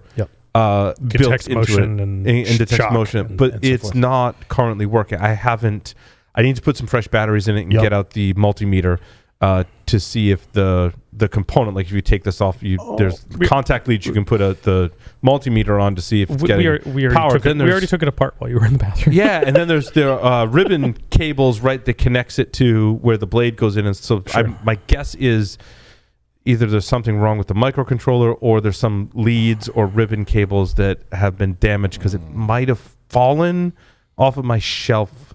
Could just be loose. Is my guess. No, Are this you guys was in my office. But aware of level up lightsabers? I've heard that before. I've heard those. Which ones are those now? They're the ones that you can actually fence with. Yes. These you cannot fence with because the blade, at least on the ones from Savvy's Workshop, is a plastic tube. There's some foam inside, and then there's a string of LED connected lights in there, and you can take it apart and service them. And you can fence with them. They are relatively robust. Okay. I wasn't sure how robust. I told my kids, don't be whacking them against things or each other. Yeah. But the level up lightsabers are actually like Lexan, I believe. I'm not sure. One of the very strong plastics. Yep. And you can go full force. Yep. Yeah, the ones from Disney are relatively robust. I mean, we brought them to the karate studio. Yeah. And one of the second degree black belts has been studying sword forms for years. So dual sword form, I might add. So yeah, here. Show us. Nice. Wow. You know Kung Fu. Oh my God. You mixed the genres. You crossed the streams. Well, so did you. I mean, look, Lucas watched all those samurai films and went, what if I turn that into a lightsaber rather than a samurai sword? Yep. Yeah. Like, dude, that was totally his vision and inspiration. Well, he crossed genres too. He's crossing old westerns with samurai movies. He took westerns and samurai and war films movies and Dune. And Dune, yeah. And Dune. One of his set designers did a cheesy sci-fi film back in the day as well. And if you look at the sets on that film, was that the one where they are growing the plants in space and they have to destroy them? I forget the name of that film. Is that Silent Running? Nope. Silent Running is the one where they're growing the plants in space and they're maybe that is it. them. Okay, yeah, Silent Running. With Bruce, no, you're right. With you're Bruce right. Dern, yeah. Yes. The guy that did that directed that and did the set design was also the set designer for Star Wars. Makes and if sense, you look at the sets, you're like, no, they're very wait, that kind of looks like, so if he'd had a lot more money. Yes, exactly. It would look exactly like Star Wars. I mean, even the way the ships come in the beginning of Silent Running is the same way they come in Star Wars. That's a classic movie. So, things that are old or new again. I mean, we see that in cybersecurity all the time. Yeah. So anyway, it's May the 4th. And I wanted to make sure we spent some time on. That's an old movie too. That movie's. I should have brought my book. I've got the Hackers. That movie is amazing. That movie is in the Hacker book, I think. Is it really? I'm pretty sure. Yeah. That's an amazing movie. It is. Really is. It's a really cool movie. There's a lot of cheesy sci-fi that I need to watch. Yeah. I call it cheesy sci-fi. I don't know. That's older 70s sci-fi. Yeah. Which Zardoz, your favorite movie. I think that gives you an appreciation for Star Wars because if you watch the other sci-fi like in the 70s around that time, it's like, it was all dystopian too before Star Wars, which was a lot more upbeat. All those old movies like Logan's Run and all that stuff. Logan's Run was the one I was confused with Silent Running. Well, Logan's Run is a classic too, and it's a hacker movie really of sorts, and because they have those crystals in their hands, and his crystal gets reset to say that he's too old, and they're gonna die, right? Yeah. The crystal determines when you turn 31, you're going to die. You yell renew, though. You don't yell carousel. You yell renew when everybody's going to carousel. Carousel's where you go. Carousel's where you go to die. When you float up in the air, and then when you get to that crystal, you just explode, and you're supposedly right. You're supposedly reborn in the hospital of the city. but obviously not. They're really just keeping population under control. But and then they want Logan to go undercover to catch the people that are running. And so the computer spins his crystal up so that instead of him being the age he is, it looks like he needs to go to carousel. It starts blinking. And so then he gets hooked into the underground, and he's trying to break out of the city. That was a great movie too. That's a great movie. Yeah. Yes, and a great book. Yeah, a lot of that 70s very sci-fi dystopian though. But then Star Wars came out in '77, and it was like a real different kind of feel to sci-fi. Because I think part of Lucas's vision and part of the greatness of it was he wanted a space opera. Yes. And you get that, especially in certain scenes in Star Wars, man. Like, you get that. Like, when Luke the music's playing and he's overlooking the desert and the two suns, and it's a very opera-like kind of feel. And you didn't get that feel from other Silent Running, Logan's Run, those kind of movies. You didn't get that feel. Dystopian and political, and he sort of pulled all that. I mean, there's obviously a political aspect to Star Wars, but he pulled that back and just went off in this more traditional movie, feel good, and it reached a lot more people. Well, in a hero's journey is what he folled, and so it suddenly reaches all these just average people who didn't really identify with sci-fi before that. Agreed. And this is Science Fiction Weekly here, and hey, I went and saw it in the theater when it came out, so. I was born the year Star Wars came out, so maybe you saw it in the theater. You just don't know. Return of the Jedi, I definitely saw in the theater. I saw it in the theater, and I was 3. It's the first movie I ever saw in the movie theater. Huh. I actually, interesting enough, a sidebar. I waited in line a long time to see this. I was 14 years old. I waited in line with my little brother to see this. My dad dropped us off to see A New Hope. Yeah, and you're 14 years older than me. Yeah, okay. and during the movie, there was an electrical storm, and the power went out. And we sat in the theater with the emergency lights for almost 2 hours till they turned the power back on. The manager kept coming in and going, "We're going to get the power back, and as soon as it comes back, we'll finish airing the movie." Because all these people were like, I think they were worried they were going to burn the building down or something if they said, "Sorry, come back another time," because everybody had waited. Here's a free movie ticket. Yeah, everybody had waited a long time to see this, and it was a big deal. Wow. And but the power came back on. They started it back up and got it going again. So I ended up seeing probably the longest airing of A New Hope that was ever done, because the runtime ended up. My poor dad. We didn't have cell phones or anything. Right. My poor dad's sitting on the parking lot. He was supposed to pick us up, and 4 hours later, like, "Oh, hi, Dad. Sorry about that. Yeah, the power went out, and we wanted to see the rest of the movie." And he's like, amazing. "Yeah, great. I think I just missed something important, but okay, you kids don't need college, right?" You know what else is amazing is PyScript allows you to write Python inside of HTML tags and run it inside the browser. Is this a good idea? I don't know. This one you could view source, right? And view the... Well, because it's just like this JavaScript. will never get abused. The source, literally. It's because this will never get abused by Tyler. What? Huh? That's bad. Oh, it's bad. You think that's bad? Is that bad? I think it's bad. You can write your own modules for it as well, which I think is the real it would be fine if the code was good and you had, but I mean, you could view source and you could see all of it. Tyler, you should really think about the upside. How much faster are your pen tests going to be? How much worse can it be than JavaScript, though? I mean, you're writing JavaScript that runs inside the browser. Now you're writing Python that runs inside the browser. It's just got so much. I think that, but for me, there's a barrier of entry for code writing. Right, but also not anymore. I think it's the newness that scares us. Right, our fear, our FUD level is up there because it's new. Right, JavaScript, crappy or not or whatever, has been kind of tried and tested, and we've worked through some issues with JavaScript running inside the browser. Now we're going, you can run Python inside the browser. Oh, well, yeah, this has got to go through some iterations before we can even think about. And I'm already seeing methods in here that say PyScript write and stuff like that. That's letting you write data directly into elements and. But just like JavaScript, there needs to be an engine inside the browser. But it's so much more powerful. There's an engine inside the browser that's interpreting Python, just like it's interpreting JavaScript. And we all know that the issues with browsers largely stem from V8 inside of Chrome that's responsible for interpreting and running all of the JavaScript. So I'm not sure how that is. Is there something like V8 inside the browser that you're loading to run? I don't think so.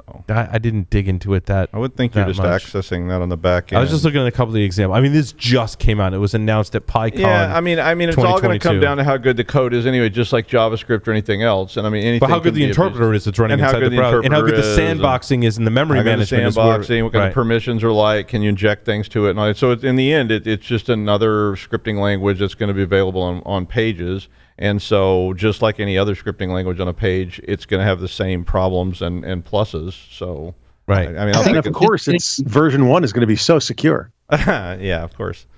Well, that's the thing. I think we're just getting a handle on like some JavaScript security and some rule-based access and sandbox control around JavaScript, and even that we're not doing a great job at. This we're not going to be able. You were here for the source defense interview, Tyler, right? Like, they seem like they're doing that's some really cool tech. I mean, they're a sponsor of the show, but like that's some really cool technology to allow developers to have even finer grain controls and security controls around the JavaScript that they're incorporating inside their web application, which is running inside your browser, right?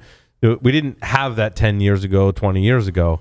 So it'd be easy, I think, interesting for them to adopt, if this starts to take off, for companies like Source Defense to adopt that, for browsers to be able to put more security controls around, okay, it's not just JavaScript running inside the browser, now there's Python. I mean, it's literally py-script is the HTML tag, and you write Python right inside of your HTML. It's all a lot like PHP or something else, so, I mean, it just... Well, except PHP is on the server side, which is why you can't right-click on the page and view source. That's true. So, I mean, obviously there's a potential for a lot of abuse. If you could find that episode, Larry, that would be amazing. Amazing. Yes. It was definitely in my house at the pool table. Yep, it was. Mm-hmm. I remember those episodes. Yes. Damn.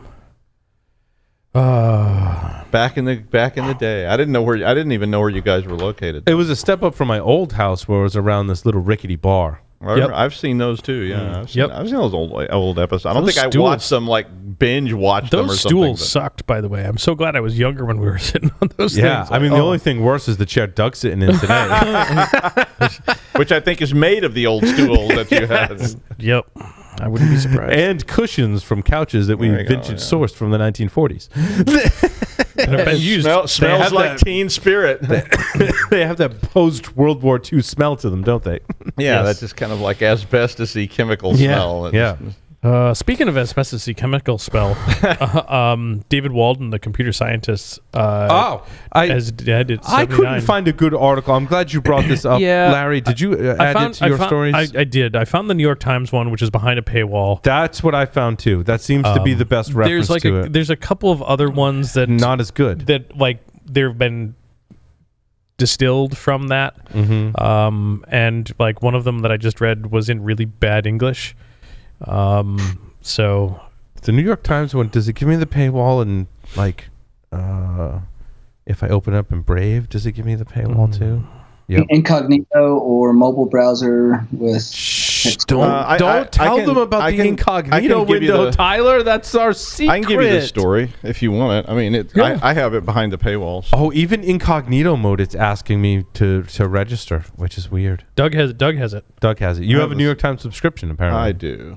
You pay them $1 a month, huh? I don't know what I pay them. I've had a subscription to the New York Times since I was in high school. So. He's also one of those people that has a subscription to the New Yorker but doesn't read it. I do read it. You leave it on your coffee table so you look like I don't get the text stuff anymore. I was early on. I was like, please quit sending me all this stuff. I'll just read it online. I don't want a bunch of paper. So what does it say? Who is David Walden? He was the person that built the backbone of the internet a long time ago. He was part of ARPANET stuff. Was he a BBN engineer or was he part of DARPA? Oh wait, yes, it was BBN. ARPA at the time contracted out the initial build out for the internet to Boston-based company called BBN. IMP, Yep. Yes. He built Imp routers. Imp routers. That was the like original switching. Oh. That was the switching algorithm that allowed you to send things to a lot of different outputs. Now his name, it has to be one of the folks mentioned in Where Wizards Stay Up Late, a book about the original engineers that built the internet. Has to be, yes. I wonder if he's the one that flew to, was it Stanford, where he flew out there to oversee the unloading of the first imp router that was going to stand up some of the first connections for the basically first connections that built the internet.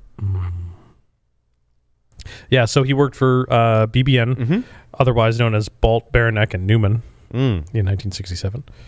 He worked at Lincoln Lab too, right? Yes, he did. At MIT, yeah. Yep. So that Well, was those first BBN engineers were all mostly MIT people. That and he was a bridge player. I know that because when I was in college, all the computer science people played bridge. Interesting. And he was a big-time bridge player. I never played bridge. My grandmother used to play bridge all the time. I played bridge. Yeah, I used to play bridge all the time. That'd be amazing. We all get here in the studio and smoke cigars and play bridge. I was a punk rock bridge player. I got kicked out of some bridge clubs and stuff like that. But for what? For what? Tyler and I don't do bridge. I got kicked out of a bridge club because I used a strong club bidding technique instead of Gorin bidding technique, and the people said it was unfair. And I said they said you should have to teach us your bidding technique, and I said you should have to teach me yours. And she said, well, I'm the manager of the club. That might be the nerdiest thing you've said to me in a long time. I think that's ever. I was going for didn't lift his finger, his pinky off the teacup when he went. Well, it was an old lady that was doing this, but she was like, "You can't use that," and I was like, "Why can't we use that?" And she was just like, "Well, unless everybody at the table knows the bidding technique, you can't pick one." And I was like, "Well, I don't know Gorin. I only know strong club." And she was like, how old were you sitting with a bunch of old ladies when you were playing bridge? I was like 25. 9. That's what you did for. You know what? This is a whole different podcast. Oh man, story time with Doug. This is a whole different podcast. So, Doug, lay back on the couch and tell us about your mother. Yeah. Tell us about that time she did not play bridge. Anyway. But she was in a lot of women's clubs. This is just going to be the show of tangents. This is just a very I think so. It already is the show of tangents. A very tangent-heavy show. They got the gin out and it just went off the rails. Are you drinking gin? You're drinking scotch and gin. Yeah. One bourbon, one scotch, one there gin. Go. There you go. One bourbon, one scotch, one gin. I don't think we have actual bourbon. We have Irish whiskey. It's close. Yeah. I'll cut them all together. Doug just mixes everything at the bar in his glass and downs it. That's what real men drink, he says. I used to go to this bar and they had one of those igloo coolers. Is this another tangent? Probably. It's related to alcohol though, so at least it's here. Is it related to DS? They had an igloo cooler and it said grog on the side of it. And for 25 cents you could fill a beer mug with it. And what it was they dumped all the used glasses in it. Yes. And I've heard of that at bars. People would drink it. Have you drank? I've taken a shot of it before. Because it gets towards the end of the night, and you're like, It was pretty. If I haven't died by now, this isn't gonna kill me. My roommate would drink it, and I've seen him drink shots of Aqua Velva before. So yeah. Wow. So it may not be Miller time, but it sure is vanilla time. Draco Noir on the rocks. Unpatched DNS-related vulnerability affects a wide range of IoT devices. It's never DNS. Until it is DNS. And this time it's DNS in UC libc, which is awesome. I mean, I certainly love this story for the fact that it's UC libc, which is, it's like libc, but it's dumb. I don't want to say dumbed down. That's the wrong word. It's streamlined. Streamlined for embedded devices. Optimized, which means they removed all of the security. Yeah. Because that's just overhead. So that it runs great on embedded devices. You got to get it small. That's like BusyBox or, a lot of other first thing to go. Take the security out. Take the security out. And all those passwords, it's just so complicated. Memory protections? Yeah. What is that? You know what that is? That's overhead. Network overhead even. Also, things like randomizing port numbers and randomizing transaction IDs. That's overhead. Randomization is overhead, dude. I mean, do you know how much processor that was power it. That was actually, it was in combination, the way I read this, the combination of an uninitialized variable leading to the transaction ID always being incremented by 1. So there was like another variable that was set to 1, and there was something uninitialized, which basically means that predictably the source port was always 53 and the transaction ID was always incremented by 1. That I was just going to say. Allowing you know what's, to predict. You know what's random? 1. You know what's random after that? 2. Mm. And the number after that's random? But that just goes 3. back to what I call an engineering problem, which is if you're a developer, your job was to make it work, and logic and security are not necessarily the same two things, because logic says, well, if I'm going to increment, I increment by 1. I'm going to do some random crap. It's just more coding. But I don't think it was intentional, Doug. No, I don't think it was necessarily intentional. If you look through the step through of the code, yeah, like to me it was just a coding mistake. Like they hadn't looked at the code and the logic flow in that way to go, wait, that's a problem. But it worked. Since it worked, it passed QA. Yeah. Like it works. Like this what is was the criteria? Great. Does it work? Works. Yes. It doesn't crash. DNS and works. It's performant. It is performant because you're not randomizing anything. So you get we never looked at code for like security. It was always just written, just does it work? But not even security. It's a logic flaw whose the unintended consequence is that it is a security related flaw. But like finding those logic bugs, as all of us know that have written any kinds of code, you don't fix it unless it affects the user in some functional way. This code was functional. Just happens your logic flaw in this example made a security and that was a pre-modern development approach that, I mean, today companies release beta all the time and they let the end users debug it. That was exactly what we were doing. We tried to work all the major complexity out, but then there's always going to be logic flaws and other issues that pop up, and when they do, we had a procedure for fixing them, just like you do today. But some of those could be awful security holes now, and code has this. I'm always like, they're like, you need to put it in QA. I'm like, isn't releasing it in production and letting the users test it? Isn't that QA? That's QA. Right? QA has 2 people staffing it, and they're being told this all has to go out on Friday, and if it doesn't, somebody's getting fired. And here's your scripts. And they're like, back in the day, it was literally. I mean, it might have been digital, but it was also, we did a lot of printing out. You know, 20 plus years ago, it was QA. Here is your test guide. Yep. So when we make a new release, you're to go to this document and go, okay, test 1 is I go to this place and I click here, I go to this place and I type this command and I do this and I do this, and this is the result I should see. And if I don't see that result, then I need to go file a ticket. And you know who wrote the testing document? It was the developers that wrote the testing documents. Yes, it was usually me. I wrote the testing document. I wrote the code. Wrote the testing documents for the QA and department. Took them down there and they test. went, okay, we added 23 to 16 and we got 39. Yes, it passed. Right. Now, that didn't mean it always worked, but it worked for all the cases that we came up with, which were the common use cases. But then a weird use case would come in. For instance, one of the piece of code we had one time that caused a horrible crash that would have been a security problem in the modern age was a leading 0. But the best QA people were the ones that tested the script, but also said, like, what if I put some junk in that field? What if I click here instead of there? And if they would modify some of those testing processes. Like they would have caught that leading 0 problem in that piece of code. And you know what they did if you were a really good QA engineer, Doug? Fire you. Nope, you know.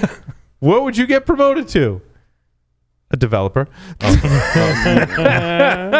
yeah, that was an aspiration of the QA people. That's where you started. When I started my first company, they didn't have the right degree.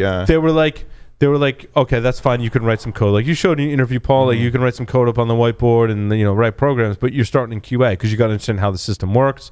You got to understand the application, the flow, and all that stuff. And once you can QA it, then you can start writing code for it. Yeah.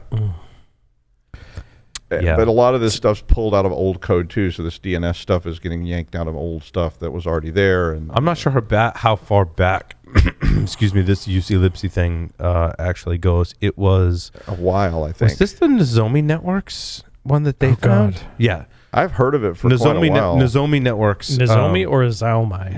Nozomi. Nozomi. Nozomi. Nozomi.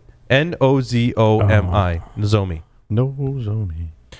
Are the ones that found this one. And I encourage our readers that when you click on the article, you find the one little word that's highlighted as an HTML link that goes to the Nozomi Networks website that steps through all the packet captures and the code, because that's where the fun stuff is. Mm-hmm. It doesn't. I don't know how like far back these versions go. Well, I mean, it says the version. I'm not sure how old it is. UC libc 0.9.33.2. Yeah. Anyway. Anyways, but I mean, they highlight the code. It's great. It's a great read. And you know the DNS haiku, right? It's not DNS. There's no way it's DNS. It was DNS. It is DNS. Speaking of DNS, Paul, I need some more ice. Can you hand that ice cube tray over? Yeah, I need a drink. I can resolve that issue for you, Larry. How about I see what you did there. filthy botnet? Wow. What about a filthy botnet, Tyler? What about your filthy botnet? Does your filthy botnet use dirty cow or something? Or haven't put a piece of filthy ice in my filthy glass. Yeah, for your filthy botnet. Yeah, I'll sterilize it with some gin. Let Paul Go, Tyler. Fairly relevant to you, Larry and Paul. The what is it? UNC 3524. They have a botnet that's went undetected for about 18 months. Oh, that one was interesting. My story number 16, Tyler. This was Mandiant that found this one, right? Yeah, Mandiant calls them the back door anyway. Quiet exit. Quiet exit. So they're UNC path or UNC actor, but super stealthy. Does some interesting stuff. It lives on IoT devices, load balancers, wireless access point controllers. Leverages kind of some techniques that I would consider, our default TTPs, but very stealthy from that standpoint. There's no AV, no EDR on a lot of these. They're leveraging those and a lot of the built-in tools to establish their initial access and build like SOX. It's essentially a SOX proxy, a reverse SOX proxy tunnel back into the victim's network in order to do things like instead of going after Active Directly directly, they're using things like EWS to establish and query O365 tenancies and get mailboxes. So, Paul, think of our business email compromise stuff, just living on the IoT box, watching emails of the executives looking for financial transactions, mergers and acquisitions, but all leveraging kind of live off the land through WMI stuff, but through the IoT devices, whichever one they're leveraging. It's interesting, Tyler. I gave a series of talks about 10 years ago, one of them being at BrewCon, and I theorized, because it was very much a concern of mine of things that kept me up at night, still do keep me up at night, and now here we are living that today in this article. And I said, look, and everyone, I don't know if everyone thought I was crazy, but everyone kind of dismissed it because there were so many other issues. And I said, look, if an attacker wants to be really stealthy, they're going to go after an embedded system, a network appliance, or an IoT device, however you want to say it, because of some factors. Let me think about what those factors were. For me, one, there's no mouse and keyboard and monitor on these. No HMI on these human-to-machine interface on these devices. That means, like, when I do stuff, there's not a user sitting behind it going, wait, my machine's running slow, something's popping up, why is that command window come up for 20 seconds and then go away kind of thing, right? The second thing is, as this article also points out, there's no anti-malware, to use the most encompassing term, endpoint security, available on these devices. Like, there's nothing that goes, oh, you're trying to do XYZ in memory DLL injection, and therefore that's bad, and I'm going to alert someone that that's there. Whether someone sees it or not, as we know, is a different thing. But on these particular systems, there's typically not anything like that. And that's not 100% true, but for the most part, these systems are not protected in that way, because they run, I mean, they may run Linux, but they might run the 12 different processor architectures of MIPS and the 10 or so architectures of ARM, or however many there are, and therefore that's not supported, right? And they also run, a lot of these devices, standard Linux operating systems where it's fairly easy. I mean, with a little bit of work, you can get your software to run on these devices and do some stuff. They're not often monitored in the same way. They don't often log. I mean, if they do log, no one pays attention to the log. No one takes the time to go. Yeah, the monitoring just thing, log like it. we've got it down. Like, hey, all of a sudden my domain controller is talking to China. It's Right. never talked to China before, Right. but my IoT device is talking to China. Let's probably do an update. Right. Add two more pieces to that. One, you've got a device that may or may not sit on an external boundary, maybe a DMZ, maybe it has a dual NIC. Two, it has large swaths of visibility into multiple networks. If you're using segmentation or tiering, those are usually connected and have, a spanning port or multiple ingresses with multiple VLANs on there. Yep, trunk port at least. And additionally, the logging, even if they are doing good logging, and they see the traffic hitting the domain controller going through it, this is a device that is typically routing, and so they're looking, when they're doing IR or investigation threat hunting, they're looking at the two endpoints. They're not looking at what handled that traffic as the pass-through. So, I mean, we've kind of seen this, and we were leveraging this, and there were nation states leveraging this back in early 2013. Yep. In just a different sense, where they were using IP tables, they were running in memory on these embedded devices because they could leverage them and route through them very quickly with unattribution.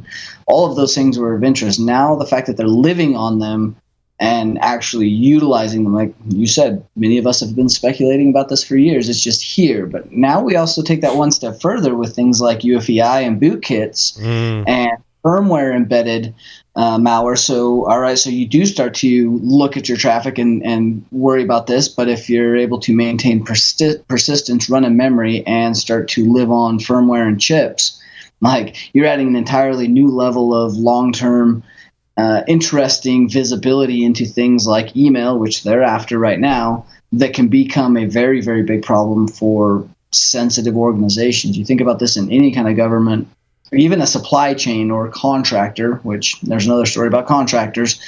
This is a pretty big deal. Also, there's a living off the land component in these devices that's interesting. If they run Linux of any kind of flavor, or even VxWorks or some other kind of embedded or even real-time operating system, it's a pretty rich feature set.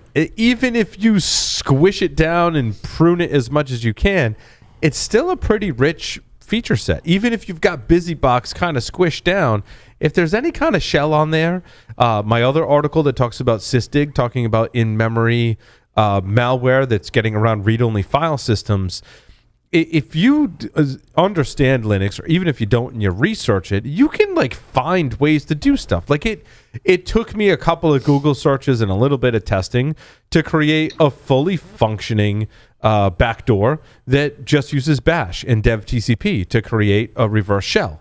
And that's totally just all you need is Bash, and make sure you get DevTCP there. And all you need is Bash. All you need is Bash, man. Right? So these devices are rich targets with rich feature sets that are largely unmonitored. So why wouldn't attackers go after them? Of course. Well, some of this is not going to change, right? You got pseudo vulnerabilities and local privilege escalations that have been found in Linux kernels that these devices are probably not going to be.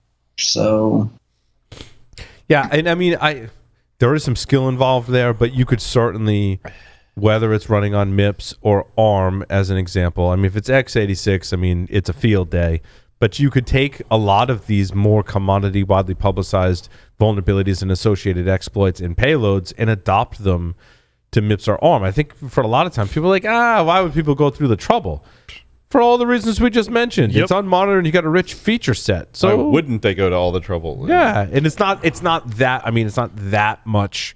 And it's the realm of all the attackers in the first place. I mean it's the whole Unix world is where everybody sits to start with. So it's where you want to be. But also to Tyler's point on persistence, this was my other concern with IoT devices that I expressed in those talks that stemmed off of research that Larry and I started in 2006, probably to write the book in 2007, was that Larry and I both said this, and we cautioned everyone in 2007. Started in 2007 and said, look, you were warned. If an attacker can gain control of the firmware, if there are no checks and balances for what can be installed inside the firmware. Potentially. Game over. In most cases, it's game over, as Josh said. You've got potentially control. I mean, if you can flash firmware, in a lot of those systems, you've got control. We were talking about this before the show. You've got control of the bootloader. You got control of the kernel. You've got control of userland, and you have control of the file system. You can embed yourself inside of that firmware, and it doesn't matter how many times they reboot it, how many times they Reload it, wipe it and flash it. There's also ways to hide there as well. I mean, they could reflash it and wipe out your firmware, right? Certainly, and that all is device dependent. Well, actually, some of these devices, Paul, I'm going to throw this out there. Some of these devices are double backup. In other words, there's the running configuration in memory. Yep. There's the firmware in offline storage or nearline storage, which when you reboot it reloads from, right? Yep. Yes. And then a lot of these devices are I'm mangling the language, but you get the idea. And then a lot of devices, especially the ones designed for very low maintenance, have a second firmware, basically for manufacturer. If everybody screws everything up, you can hold things for 15 seconds or whatever, and it'll boot back to the emergency firmware type of thing. Typically, typically the settings for that are stored in NVRAM. Yep. So even though you reflash the firmware, it reads the defaults from NVRAM. And as an attacker, if you can write new values to NVRAM, you can do things like, oh, I'm going to listen for a new firmware on TFTP for 30 seconds from this IP address every time that I boot. And that setting's in NVRAM. Doesn't matter how many times the user is going, I'm wiping the device, I'm reflashing new firmware over it. Doesn't matter. Nope. Inside the bootloader's reading from NVRAM, reading those defaults the device. to configure those. Yep. If you can get in there, it is you win. You win. What's the right word? The creative bricking of the device to your win. Yeah, exactly. I mean, they have to brick the device to get you out, and at that point, it's just buy a new one. And UFI is an interesting beast. As I read more about it, I'm like, all 2,500 pages. All 2,500 pages, and a bottle of gin. It's an operating system that's using firmware. It's not firmware. It's a different. Tyler's. It's awesome stuff. It's really, and it's scary. It's too, awesomely terrifying. How attackers are bypassing secure boot.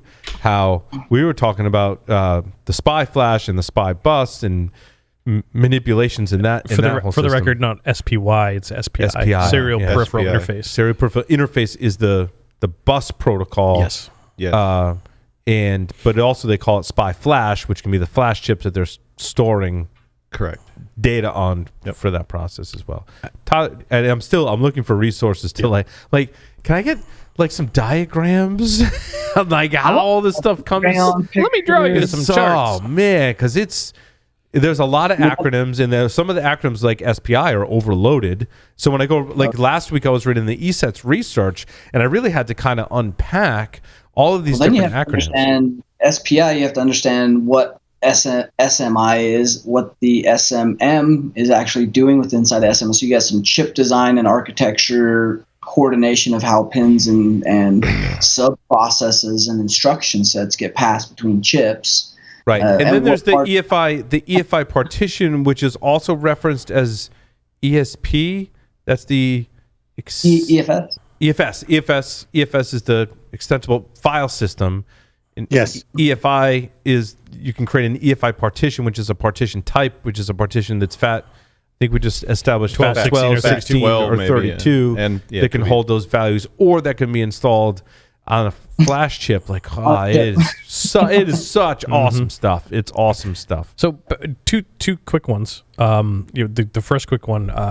That's what she said. Doing work in the IoT space. I think I want to call something out good that SPI has some connectivity names for which direction in which data is traveling. Yes. MOSI and What do you MISO. mean? MOSI and MISO. Really? Yep. And that's an abbreviation. And I love the fact that the electronics industry is realizing that some of the names that were selected for some of these protocols back in the 60s and 70s are now no longer applicable.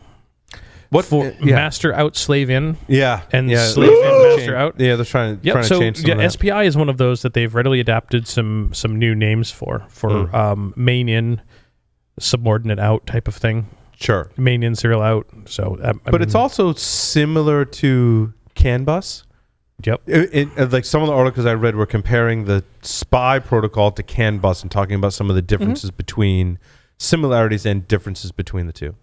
Understood. Yeah, JTAG, SPI, IC2, like all of those have a lot of similarities. You got changed. But JTAG is for more diagnostics, whereas SPI is for more operational. Yep, I would agree. From what I understand. Yeah. So back to the article.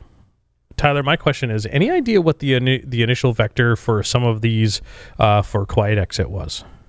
I don't know. What's your vector, Victor?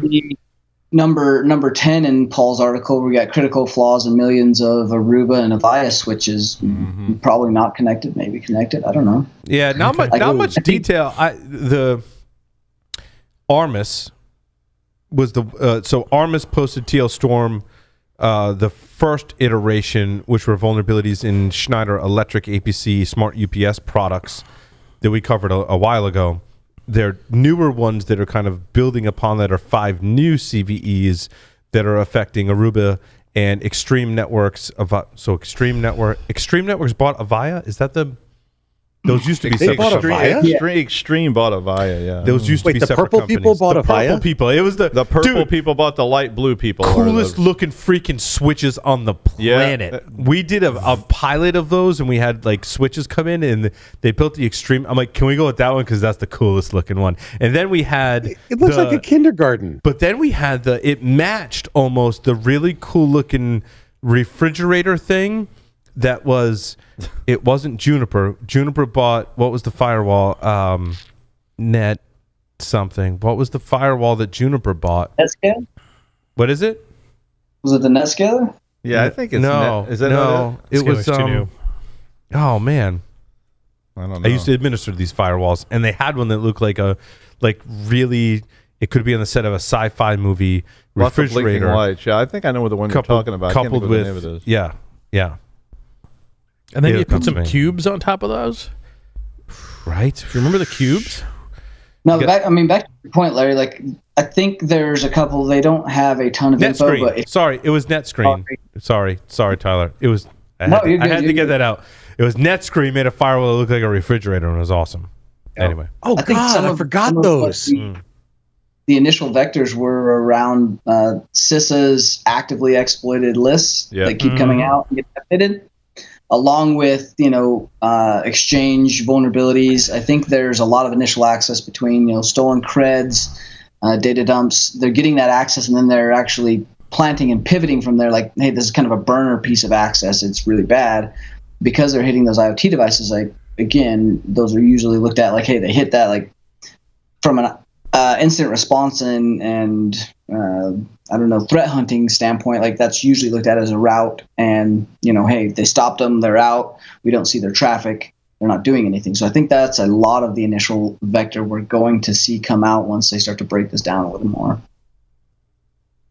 But I mean, maybe some Aruba and Avaya switch 0 days, but some of the more government and heavier protected networks, I would 100% guess there's some O-Day. We've seen a whole bunch during the pandemic around VPNs. I think some of this access may have been some of that initially, and those VPN 0 days were burnt in order to gain that access. But just a theory. and I wish I could find a picture of that NetScreen firewall from back in the day, and I don't remember what they called it, but I think that's worth the effort to dig that up, because they really, and I don't think they made a whole lot of them back in the day, but that sticks out in my mind. Yeah, I can't find a picture of it, but I was going to dump it in the chat. Anyway, if anyone finds it, please send it to me. If anybody has one of those Cobalt cubes, wow. What was a Cobalt cube? Cobalt cube. It was a compact server appliance developed by Cobalt Networks, and then later purchased by Sun Microsystems. About 1998 to 2000 time frame. Yeah, they were pretty neat stuff. We use them as DNS servers at the university. Almost like IRIX. Yeah, IRIX made some cool looking stuff too, in that same bluish purple color. Anyway, that's a trip down memory lane. Yeah. LNK vulnerabilities or some LDAP relaying. I don't know. LNK bomb. Is this actually a valid technique, Tyler, Larry? Oh yeah. Bill of materials? What? No, so LNK links, like this is you think back. So you had CP link, right, which was used in Stuxnet. If that sounds familiar, that's Yeah. Right. 8464. That CVE was leveraged to infect the jump drives and later to spread. So anytime essentially the LNK is an executable on Windows, it's a shortcut file, obviously. But the vulnerability, there's a lot of details within inside of the headers of these executable files or the shortcut files that allow you to do interesting things. There's subsequently been other CVEs, 2020 0729. That is Microsoft's latest version of the control panel link vulnerability, which is just the LNK link vulnerability. Anytime you browse to either a local directory or a file share, and there's an infected LNK file that has malicious code, that's shell code basically, and that allows you to execute things and or possibly bring up your shortcut so you blend in. Anytime you browser, whether you're open it or do double click on it, it can infect and run that code based on how you're doing it. So this is just you're right, Tyler. This goes back to Stuxnet, right? Like if there's a shortcut file, which everyone thinks is innocuous, but really isn't. When I browse to a share and it loads that shortcut file, there's like code execution and TCP IP communications that are happening in the background. Just by me as a user browsing to a file share, I'm basically either executing code and or initiating some type of TCP IP communications to whatever is embedded in that LNK file, right? Is a high level overview. Yep. And there's a ton of like undocumented features. There's shellcode. There's header length. You can make them hidden files, make them system files, make them do interesting things. Add and remove capabilities and attributes. But this is leveraging a few of those, and this isn't anything new. This is exactly actually how most of the new ransomware kits have pivoted. In fact, we've seen several of the kits pivot to this, and they haven't gotten it right. They've obviously not been using this for a while, and we've seen some fails, and we've gotten some good TTPs and attribution out of this because they've failed. Right, because inside that LNK file, the way I understood how link bomb works is an IP address that connects back to an attacker-controlled system that can leak NTLM v1 or v2 hashes back to me. Tyler, we've been doing this for a long time. This is a known technique. Known technique. It just my understanding is this tool just makes it easier to create those LNK files that you put those in an unsecured file share. Somebody clicks on it from their machine, and do they need to click on it or just load the share? They need to click on it. No. I thought they just need to load the share. Yeah. You just need to bring up the share in Windows Explorer. You just have to call it. Yeah, you go to whatever / server one. Right. My files. There's an LNK file in there, Larry. Effectively clicking on it. All right. Well, because I'm reading the article and it says you don't have to bring up the share. After the file is created on the file share, it's then stored on the insecure file share, and when someone opens the file, So that's for this particular tool because CVE. The 2020 0729 is kind of patched. This is a non-fix issue because you're browsing to that share and you click the file, or you've infected a shortcut link that still goes to where it's supposed to go. You just add some variables to that. Yep. Gotcha. You can then have it relay the credentials in which that file was accessed back to your attacker machine. So it's looking for a file or a location that does not exist or does exist. Or does exist with responder. But Tyler, the user has to click on the link? For this one, yes. Okay. And that is based on whether or not they're patched and actually how they're leveraging the LNK. So we're seeing a lot of attackers leverage an ISO file that self-extracts that has a Word doc that links to a shortcut file that gets dropped on the directory. So there's a macro or some Excel for making an execution call to open that LNK file and do the execution. So there's a lot of ways to do this. So you have, your mark of the web gets bypassed because you're using an ISO file. Hold on, wait. So I can make the link look like an Excel worksheet that says employee salaries? which Yep. is going to And entice you can people even to have- click on it. You can even have it open. And in have Excel it, doc. that was my next question is, when I double click that link as a user, I can basically chain some commands behind that to go, leak my credentials back to the attacker, but then open. Yep. So the you never know Excel what worksheet, happens. So I never know what it's happens. just added to the stream. Yeah. And this one's just simplifying a lot of that with responder and using the drop file functions with either WMI or Python, and make some of this a little bit less cumbersome if you've not automated some of this pipeline. Awesome.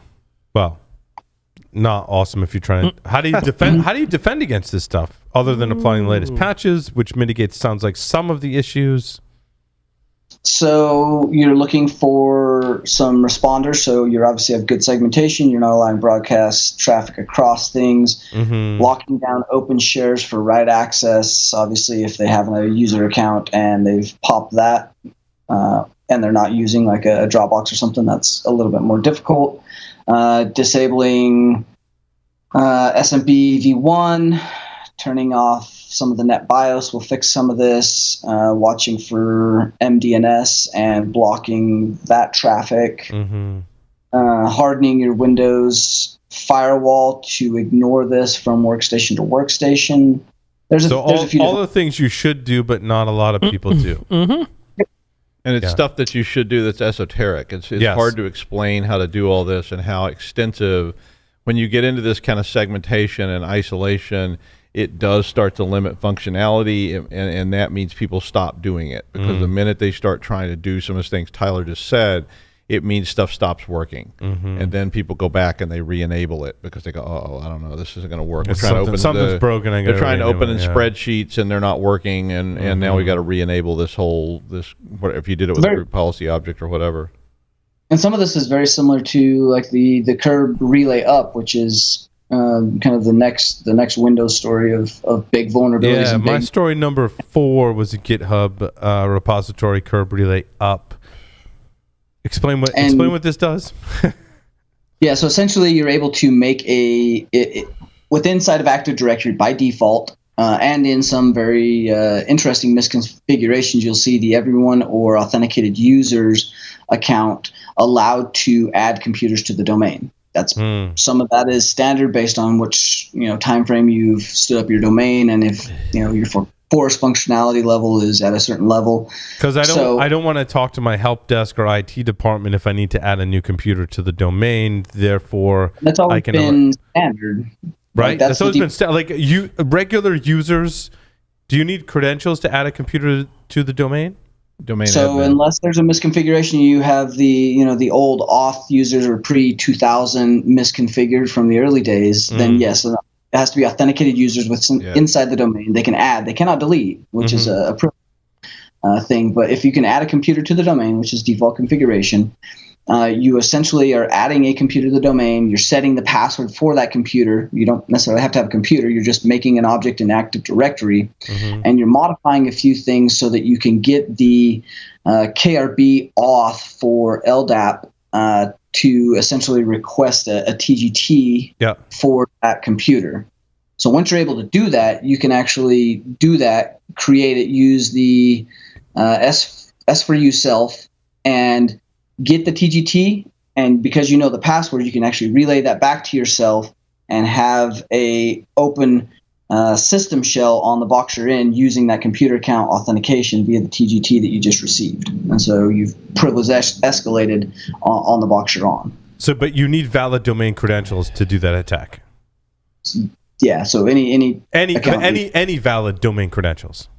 Yes, and once you're once you're a system or a local administrator on that computer, you've obviously got a lot of advantageous things, Mimikatz, any memory running in credentials and privilege accounts there. If it's on a server or a domain controller, then that's even worse.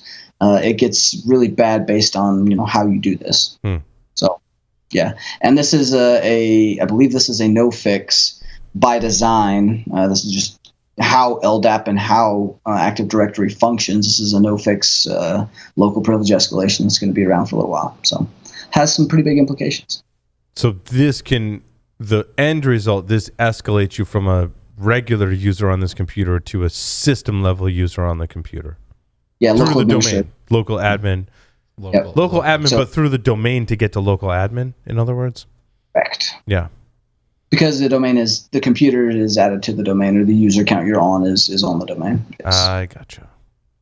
And I think once it has that Kerberos ticket on board, it's considered a valid device. A valid device. So And that's yeah. I mean that's the whole point of that part of the system, which is why they call it no fix, because that Kerberos authentication ticketing system, you just can't yank that out of there or turn it off, because then you could not couldn't validate anything on your whole system. Right. Yeah, it's bad. It's bad. Yeah, It's bad. that's a very So SMB v1 really needs to die. LDAP signing and LDAP channel binding used to be considered pretty hard to get done. It's really not. We've written several great articles. I think one of our guys, Scott Blake, just released some excellent articles around this on Trimark's Hub. So there's content there. There's a bunch of great write-ups on how to do this.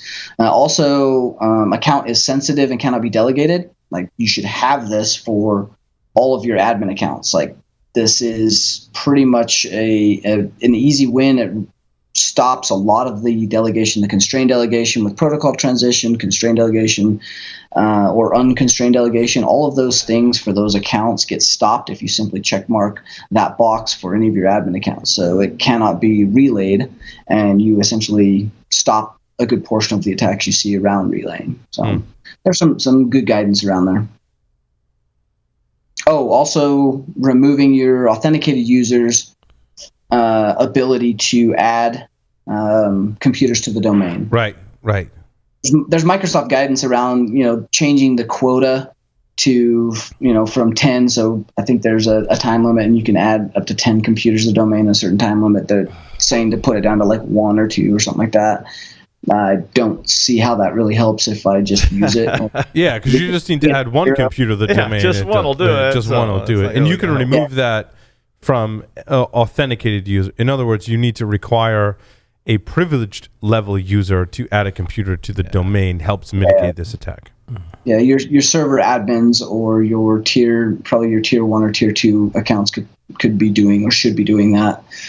Setting that to 0 and just having your domain admins administer that and do it is probably a better idea. That's who computers should be added by. and it's You'll just see Yeah, those- but I feel like that's how we roll here. If I need a computer added to the domain, I have to take action as a user. But I think that's just to get the remote access software on there so that the real administrators can actually add it to the domain, right? Like, I can't add that to the domain. There's some interesting monitoring too you can do around this for looking at localhost or 127.0.0.1, so that the service manager service that does the relaying, you can actually watch for a rule for or block the authentication for service manager to utilize Kerberos to the localhost address. Now, that probably has a good probability of breaking some other people's software based on how they decide that, but yeah. Yeah, as a lot of those recommendations Maybe do. in monitor mode is a good idea. And that kind of segmentation that you're talking about is always difficult to implement when you have a lot of users and they're doing a lot of things, because then, again, you have to get approval and this person has to do it, and that's why people don't do it. When you have 70 people versus 70,000 or 700 people, and people are doing things, right. and it's like, oh, well, every time somebody does this, I have to get a domain admin to come in and approve it. And I mean, yeah, that's what you should be doing, but those are hard things to implement, and they take resources and time, and the help desk is going to light up when you put this in place. So blocking stuff can be bad. Always. Which brings us to my story number 13. Every ISP in the U.S. has been ordered to block 3 pirate streaming services. This one makes me laugh. I just want a T-shirt that just says, "But how?" Thank you, Tyler. That was my comment on this. I'm like, but how are you gonna? You almost don't need to go to the ISP. You need to go to the go to every DNS server. DNS, yeah, and block these DNS names. like, and just black hole the DNS. But like, how do you do that? How do you? I mean, And then they just you know, change the John and I name. have talked about like and they go creating our own Cloudflare. DNS servers that go off the root, so I don't have to rely on anyone's DNS server. Yeah. I think this is a use case for doing that because like you could go to Google, like the most widely used DNS services on the internet, and go, you know what, black hole these DNS names, but that also doesn't prevent a user from just adding a static host entry. So Yep. now you're blocking by IP address, but then that IP address is like how you're playing whack-a-mole. You're playing whack-a-mole to get these systems offline. But there's a whole case surrounding this. Was Israel.tv or Israel.tv and SDA. I don't know how you say that. what is on these? What is on these sites? Israel.tv. They were streaming Israeli like dash- movies and stuff that are copyrighted, you know. So they're just basically taking stuff, and it's just There was like a reason for them to do this. Though Torrent Freak had the article that I linked to as well that gave a little more a better in-depth discussion on this whole thing because the pirate sites were sued, but there was like a reason. Israel's most popular pirate streaming site with millions of visitors each month. Like, why are you picking on Israel? Like, seriously, like, Don't mess with the IDF, bro. it's like a small country too. Like, let them pirate stuff. Like, you're really gonna go to bat with Israel on pirating stuff? Like, really? Good luck. Probably gonna lose. Just saying. Well, it says the infringing broadcasting included original content produced and owned by plaintiffs, mostly in Hebrew, but also from major studios in the United States and elsewhere. So it's just basically like every pirate site ever. I mean, people probably upload stuff to it, and you know they go grab things and stream it out. They literally want to use it for like their means. Like, hey, we've got, you know, they want to go after a very specific site. They have now a court order that they can go and leverage, and they can get access to a server. Maybe they control. Like, there seems like there's some underlying things here that have been used to gain, you know, a unfettered access to do things later. This seems very interesting and very similar to some of the stuff that came out early But against like some of the a legal question is: can the U.S. judicial system put a mandate? Is it a mandate or a law to say that every ISP has to block this specific thing? It says the judge ordered domain registrars and registries to transfer the domain names to the plaintiffs. So they took the domain names. They want to take the and domain they said, names. okay, so is whatever it was, Israeli TV or whatever, is now pointing to the plaintiffs who can then. Cool. So block them. So they black hole it. So block them. Now the plaintiffs can't use them. But what if the domain registrar is outside the U.S.? That's what I was wondering. Right? Well, then it probably won't work. I mean, Pirate Bay existed for I don't know if Pirate Bay still exists This today, but stuff it is- existed for so long. But the courts don't think about that. The courts just think about No. sovereignty, and they're still living in the 19th century. They don't understand that. I can just do this outside the U.S. or outside of who. You know, I'll move it to Yemen and put a DNS server there, and then it's just like They're going to be very unpleasantly surprised by some of the new trends of and malware is going to start leveraging this. Like, mark my words, I've been looking at doing this myself. They're the unstoppable domains, which are backed by crypto, obviously on a blockchain, that are NFT minted, and so you're validated, verified, and you can put subdomains and back-end redirectors on that, but only you control that because of the block. And those are actually directed and pushed through for DNS, and you can't change that because it's cryptologically backed and NFT verified. And you can't take those down or take them over. But they did. But some Sounds domain, like fucking but magic. A domain registrar has to maintain the assignment and the pointer to the DNS servers. So how does blockchain, like, if I go to a domain registrar, I register a domain, I put some pointers, some DNS servers, how is that blocked by a blockchain? They push it through a route. Because they have validation and verification, they won't take it down. They'll leverage their root chain in order to pass the traffic. blockchain will vote it out, just like I it does. gotcha. So the blockchain says this one does not have enough, it's invalid, and it votes it out of the blockchain. So it's still there, but it's no longer participatory in the whole But blockchain. you once you own it and you mint it, no one else can also. over. But they also, in this court order... So even the domain registrar can't alter it. Correct. In other words, I got you. They could, but then they get voted off the blockchain. Okay. The other thing they did here was they said financial institutions were ordered to not do business with those domains. What? They want to block Wait, the what? So some of the things I've read, they want to block the credit card companies, like because someone Yeah. has to pay for. Right. So now it gets harder because even if you find a way around all this, You got to pay your domain registrar. and well, you got to pay the domain registrar, but people that want your content have to pay you. And if PayPal won't allow you to make payments to this location, Oh, this was a paid-for service. yeah. Oh, okay. And so they're PayPal, banks, and other payment providers are not allowed to do business with these domains. So you just use cryptocurrency. Well, yeah, I mean, there's always ways around it, but it's like basically, it's like you said, it's whack-a-mole. But they want to make it so that it gets harder and harder to get to the right hole, yeah. and therefore, That's what she that said. cuts down your business. And I'm not going there, but that cuts That's down also your, what she said. If you make something, and maybe to you, but if you make it so difficult to do business with certain things, it becomes untenable. I mean, even though it may still be there, it's just nobody, only a few people are going to be willing to figure this out. Josh, before they you've been move quiet. on. I missed your voice. Well, I'm thinking when you say if you make business hard to work with XYZ service, right? It's very similar in sense to when you make doing business too hard. What do you get? You get shadow IT. Well, yeah. And so it's almost along the lines of if you make business too hard for people to do business with somebody they want to do business with, if those businesses become attractive for people, they'll figure a way out. Some clever bastard. I think But what you're saying but- is that I don't want people to pirate my content, and everyone has a credit card, but not as many people know how to use a crypto wallet. So therefore, I'm limiting my exposure. But I can use a credit card, and I can go to PayPal, and I can buy cryptocurrency, and PayPal will hold that cryptocurrency in a wallet for me, Right. and then Well, I can use that to pay for stuff. I'm So, not, but I'm but not all these content holders are screwed once cryptocurrency really screwed when it comes to cryptocurrency. But I mean, basically. I'm just saying, I'm not saying this will stop it. I'm just saying this is how they move against these kind of operations. It doesn't end it, just like they don't stop drug and money laundering because they pass laws saying banks can't accept giant wheelbarrows full of cash without reporting it.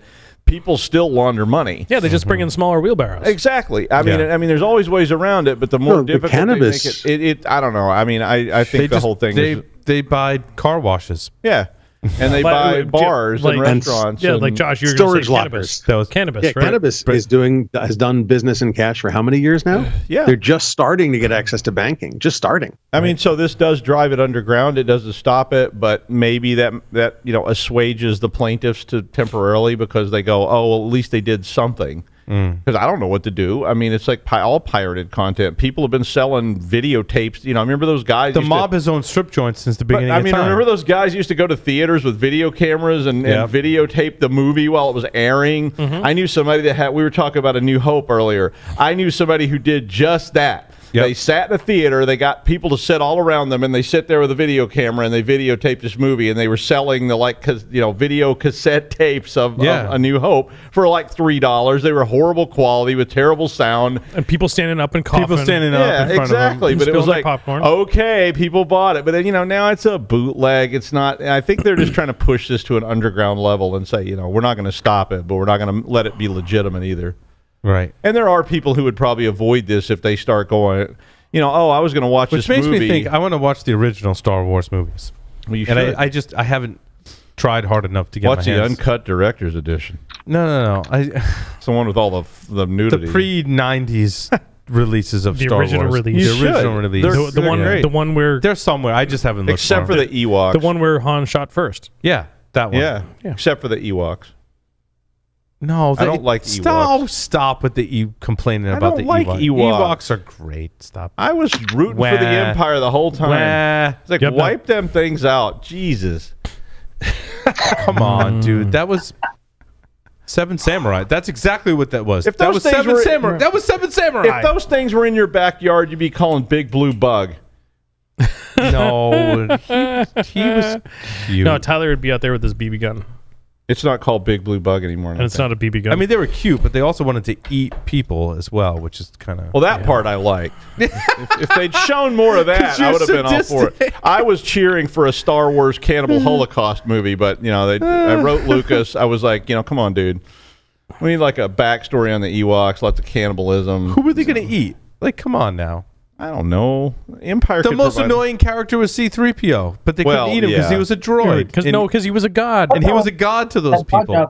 Jar Jar Binks thing, whatever it was. They could have if Jar Jar was Jar Jar. Oh, we definitely could have had a good barbecue around. If they had Jar Jar Binks on a spit being turned over a fire, I'd be there. I watched that movie 5 times. I'm sure fans have made that. The problem is he tastes like fish.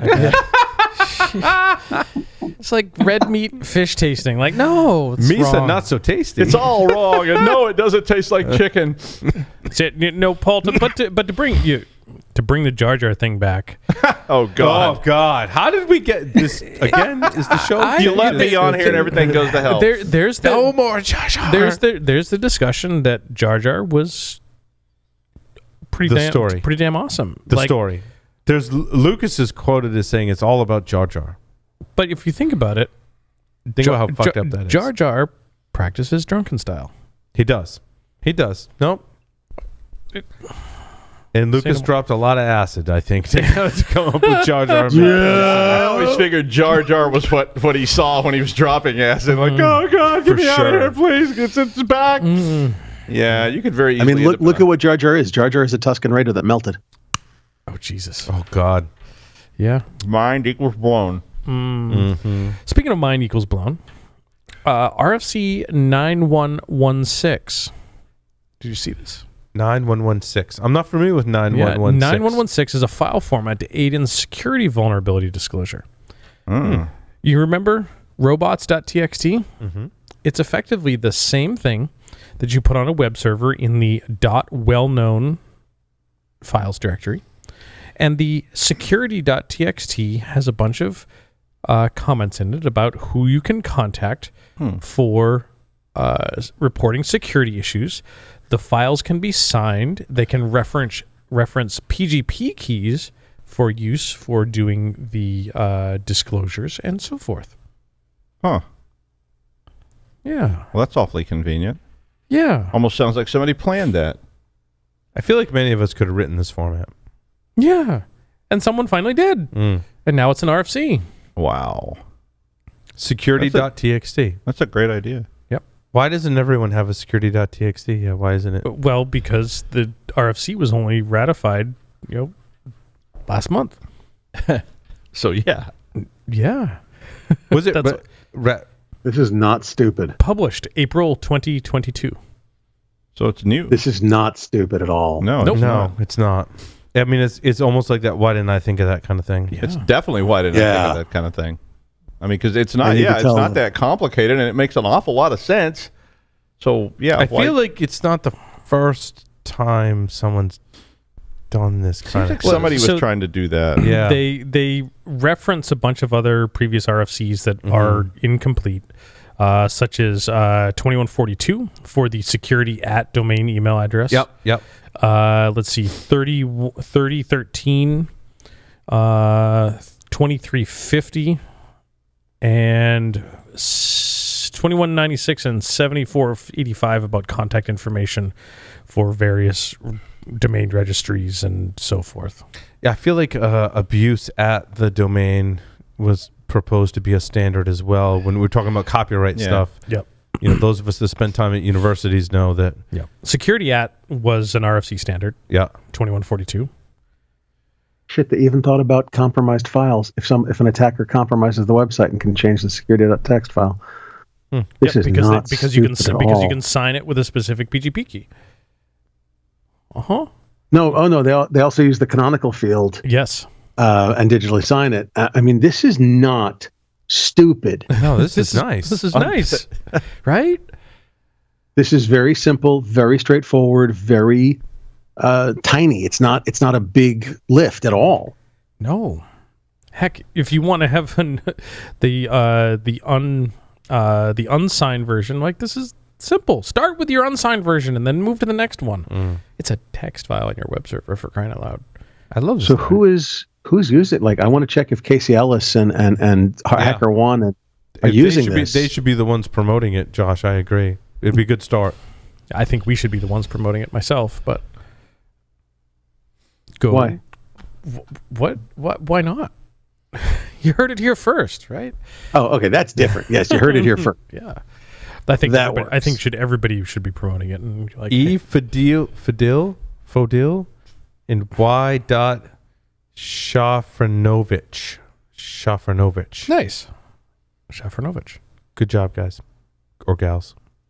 Yeah, Or whatever, we don't know. whatever gender, whatever. The two individuals from Nightwatch Security, cybersecurity. Well, it's lists one from Nightwatch. I'm not sure if maybe, both of them are, but Nightwatch Cybersecurity. Yep. Like, this is... Good idea. Yeah, absolutely. Love it. Yes. Yakov. Edwin and Yakov. Nice. Their authors' addresses are at the bottom of the file. Definitely check that out. Uh-huh. Super smart. Super smart. Also, all those little, I'm tweeting at Bug Crowd, Casey Ellis, HackerOne, Katie Mo with this right now, going, I assume you all know this, but damn, seriously not stupid.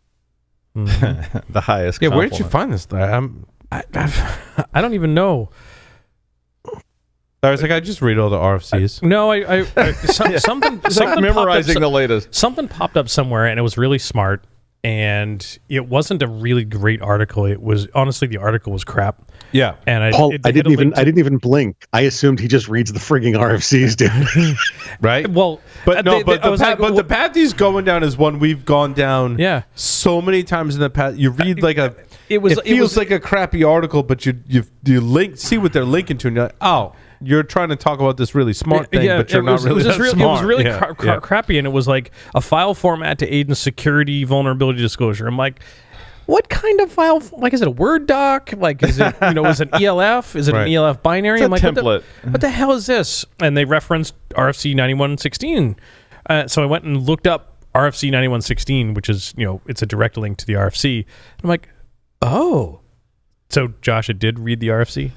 But I was pointed to the RFC by other sources. It's not that you read all of them. It's I got it.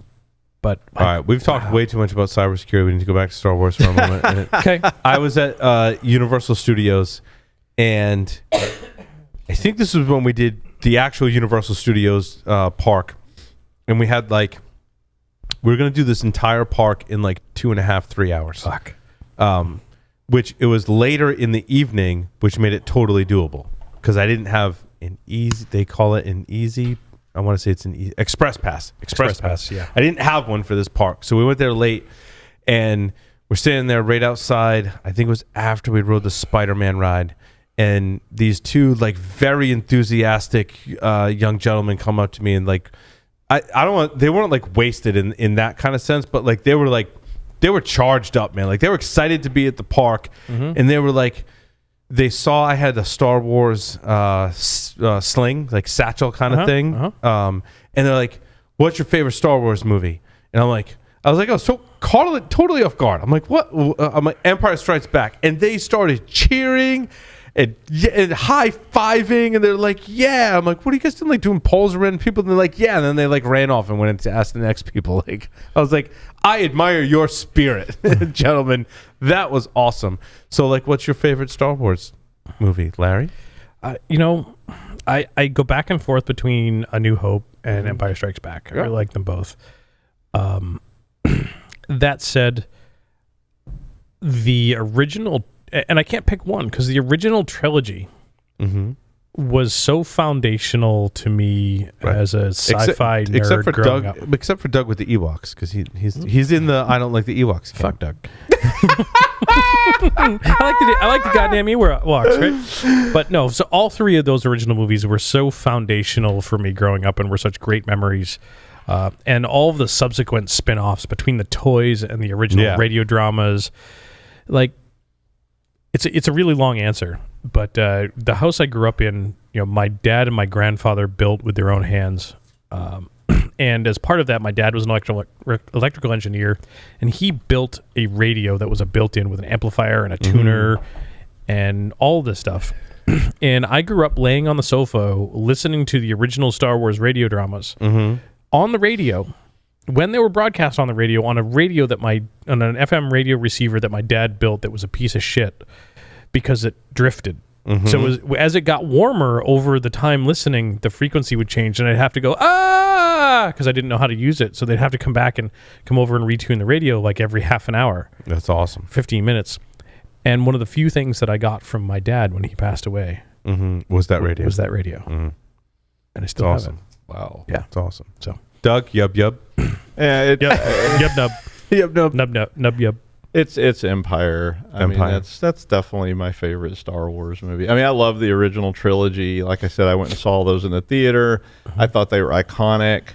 I mean, I really enjoy. I mean, I like all three of those Ewoks, regardless. The director of Empire, though, was Ivan Kirshner. Did I get that last name right? Ivan Reitner. Reitner. Thank you. Ivan Reitner. Ivan Reitner was the original director, and I think he was the one that really set that movie apart. When I researched it and watched the documentaries and stuff like that, and I think he learned a lot from A New Hope. Yeah, and I mean, not to criticize. I mean, I love A New Hope, but I mean, it's obviously the first of a long series of things, and I think I give Empire credit for being a sequel and being one of, if not the strongest sequel in. But they really polished it up. I mean, it was when you saw it happening in real time.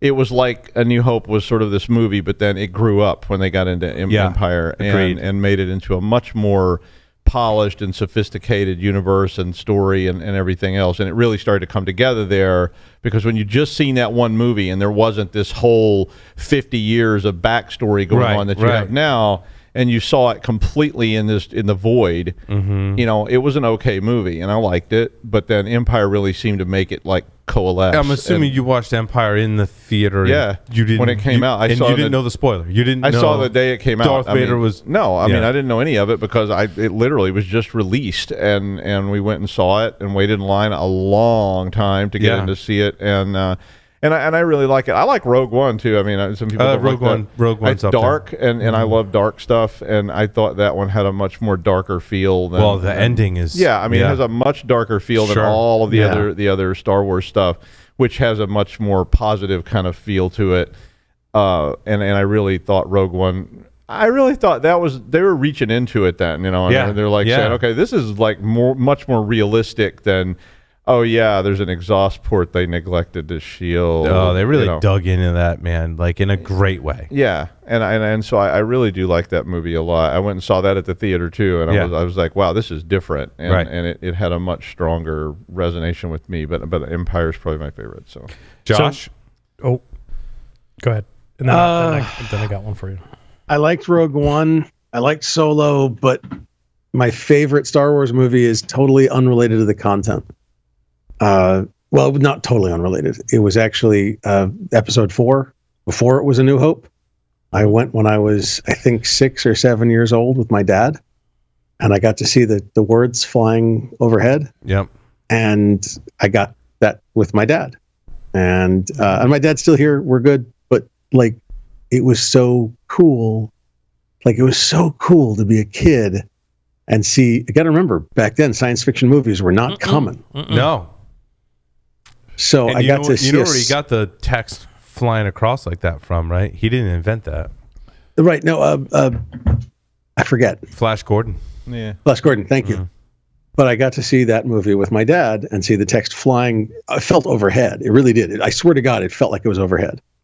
But also, didn't Lucas, he paid fines. Because he didn't have the credits beforehand. Correct.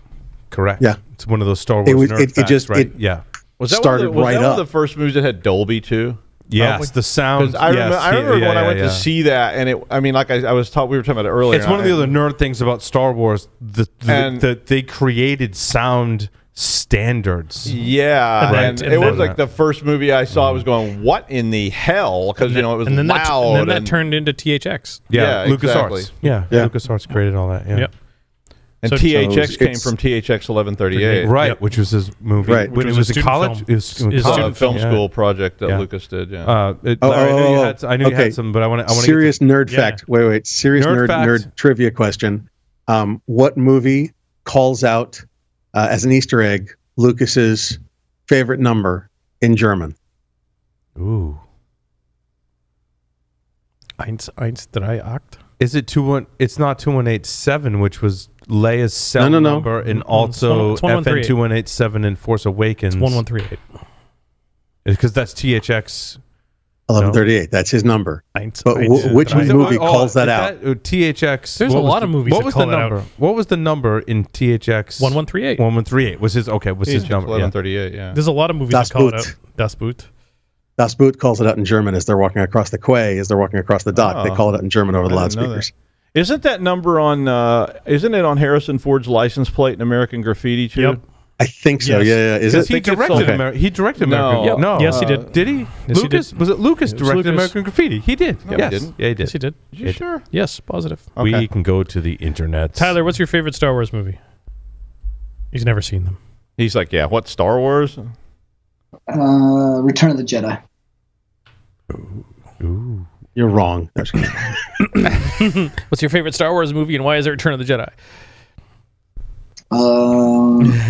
Yeah, American Graffiti was a 1973 American coming-of-age comedy drama film directed by George Lucas, With Harrison Okay. Ford. produced by Francis Ford Coppola. Why did I think? With Harrison Ford, who got severely injured in a car wreck. Yes. And Ron, ironically enough, Ron Howard was in it. Yep. And what his daughter's name? His daughter directed some of the new Boba Fett series. Oh, really? I didn't know Yeah, that. she's Book of- Really? amazing. And she was in one of the Spider-Man movies. What's her? Harrison Ford's name tag in Apocalypse Now says G. Lucas. Nice. Bryce Dallas Howard is Ron Howard's daughter, and what I think is amazing is she's done some work on The Mandalorian and the Book of Boba Fett and frickin' knocked it out of the park. And she's also a very talented actress as well, and extremely beautiful as well. Like, doesn't hurt the eyes when she's on screen either, but like her work on Star Wars is like so awesome. Like she gets it when it comes to Star Wars. And what's the name of the club in Indiana Jones and the Temple of Doom at the beginning of the movie? Right, because that was a Lucas did. Yeah. Club Obi-Wan. I was explaining also Star Wars nerd stuff. We went on the ET ride in Universal. Uh-huh. And I was explaining to my kids, I'm like, there's ties between Star Wars and ET. My kids like, get out. I'm like, yeah, there's a scene in ET that I call out where he sees 1. Yoda, right? And I forget the exact scene, but ET recognizes Yoda in the original ET film.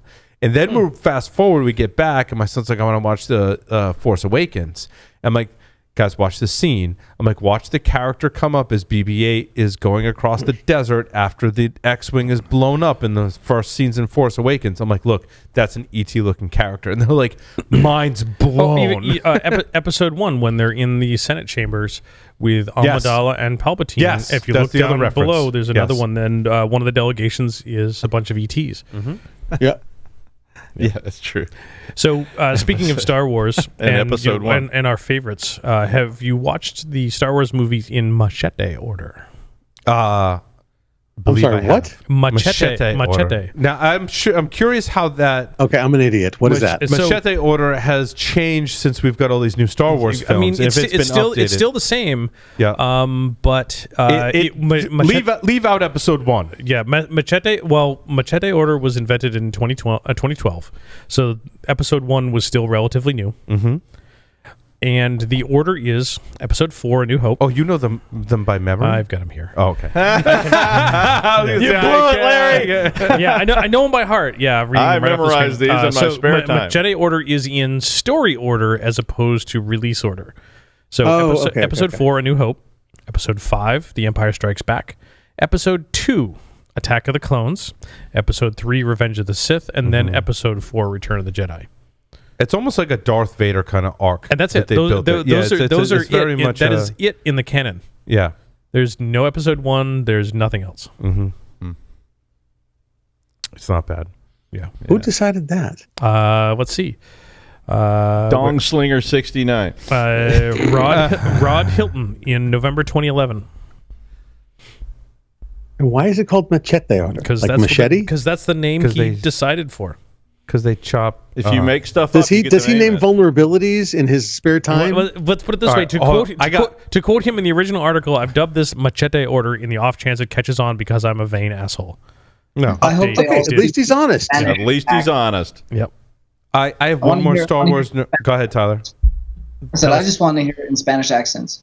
And the machete. Or, I have one more, Machete before we get back to order. cybersecurity for another maybe 10 or 15 minutes because we started this at roughly 7:15. But Wilro Hood.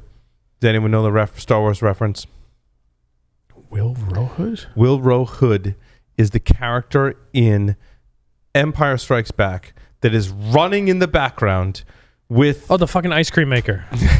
the fucking ice cream maker. He's running in the back with this really futuristic device, which is a Hamilton Beach ice cream maker. And at Star Wars conventions, Yes. people dress in orange jumpsuits and they get their Hamilton Beach ice cream makers and they run.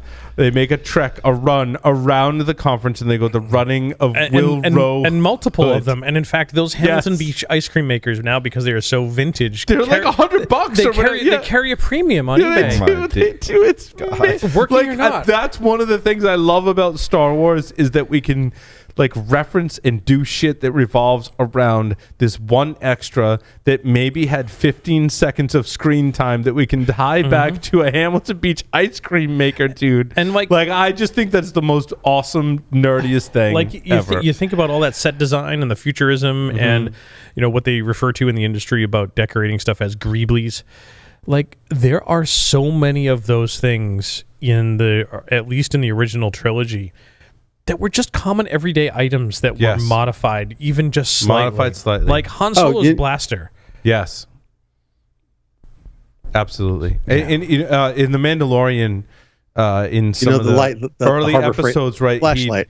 He stores the something in what looks like the Hamilton Beach ice cream maker Yep. as kind of a throwback to like Favreau and Filoni. Like they get it, man. Like they get the Star Wars culture. And make reference in like you can see them if you watch some of the behind the scenes things. They kind of talk about like, should we reference like the holiday special? Like Lucas would have us murdered if we did that. Like they walk fine lines, but I think they've done an amazing job. And I think the amazing thing that is interesting for me now moving forward is that we call back on so many things and it's so readily accessible. So Yes. there's this concept that I don't know if I introduced you before you went to called bounding. And it's cosplay, but you're not dressing up as an existing character. You're making up your own characters. Yeah, dude. I Yeah, think that's just really cool. I agree. And I follow some folks on Instagram, and their big thing is, be able to do bounding while at the Disney parks in Mos Eisley, Batu and all that type of stuff. And they're referred to as Florida as Batu East and California as Batu West. And one of the things that one of the women does is that it's bounding, Star Wars bounding from Target. Like she goes to Target and she buys a bunch of stuff at Target off the rack and, maybe puts a staple here and a piece of tape here and even a Star Wars outfit. Like, amazing. There's at least one stormtrooper that has a pauldron that has a coffee cup ring on it. And so anybody that does that costume has to actually put a coffee cup ring on the pauldron. It's amazing. I mean, there's a Harbor Freight flashlight that you slap some black paint on, and now it's like a scanner, tricorder type thing. Oh, Josh, one of the stories I wanted to make sure that we covered was the Pentagon finds hundreds of cyber vulnerabilities among contractors. I know we're leaving Star Wars. I'm very sad that we're diverging into actual cybersecurity Speaking stories. of the Empire. Contractors built the Death Star. Yeah, exactly. True. Thermal exhaust ports and all. Somebody's cousin got So that contract. they contracted with HackerOne to create bug bounty programs for, it sounds like, contractors for the DoD. Like it seemed like they were surprised that they found vulnerabilities because they focused on small to medium cleared and non-cleared defense industrial-based companies with potential risk for critical infrastructure in the U.S. supply chain. Like, what did you expect these companies to be hyper secure and have really mature security programs? But in that vein, I think a great exercise to underscore that these companies are the ones that probably need some help. Josh, I mean, this is what you're working on, right? No, absolutely. So, I mean, the problem is that for any named contractor, that's a prime or a subcontractor, they're supposed to be NIST 800-171 compliant, like right now. They're supposed to have been done that since 2018, since December 31st, 2018, I believe. And honestly, that's my personal belief. My personal thing is that I think that one single percentage, like a single digit of percentage, was actually compliant. So like 5% of the contractor, 7%. Most of them not even close. Now they have to sign off that they're actually compliant with 800-171. And in the future, hopefully in a year or two, they're going to have to be certified that they're compliant and that they have a bug bounty program, that they have, pen tests, that they have security measures, proper CI/CD pipelines, that, Tyler doesn't laugh at them as he walks by type of thing. Actually, I think that's in there specifically. But it's subpart 35, actually. Yeah. Sounds good. But Title 69. Yeah. The problem is you've got the exact same problem there that you have anywhere, which is get the code out that runs. Is it secure? That's not in the fucking contract. Don't care. It is now.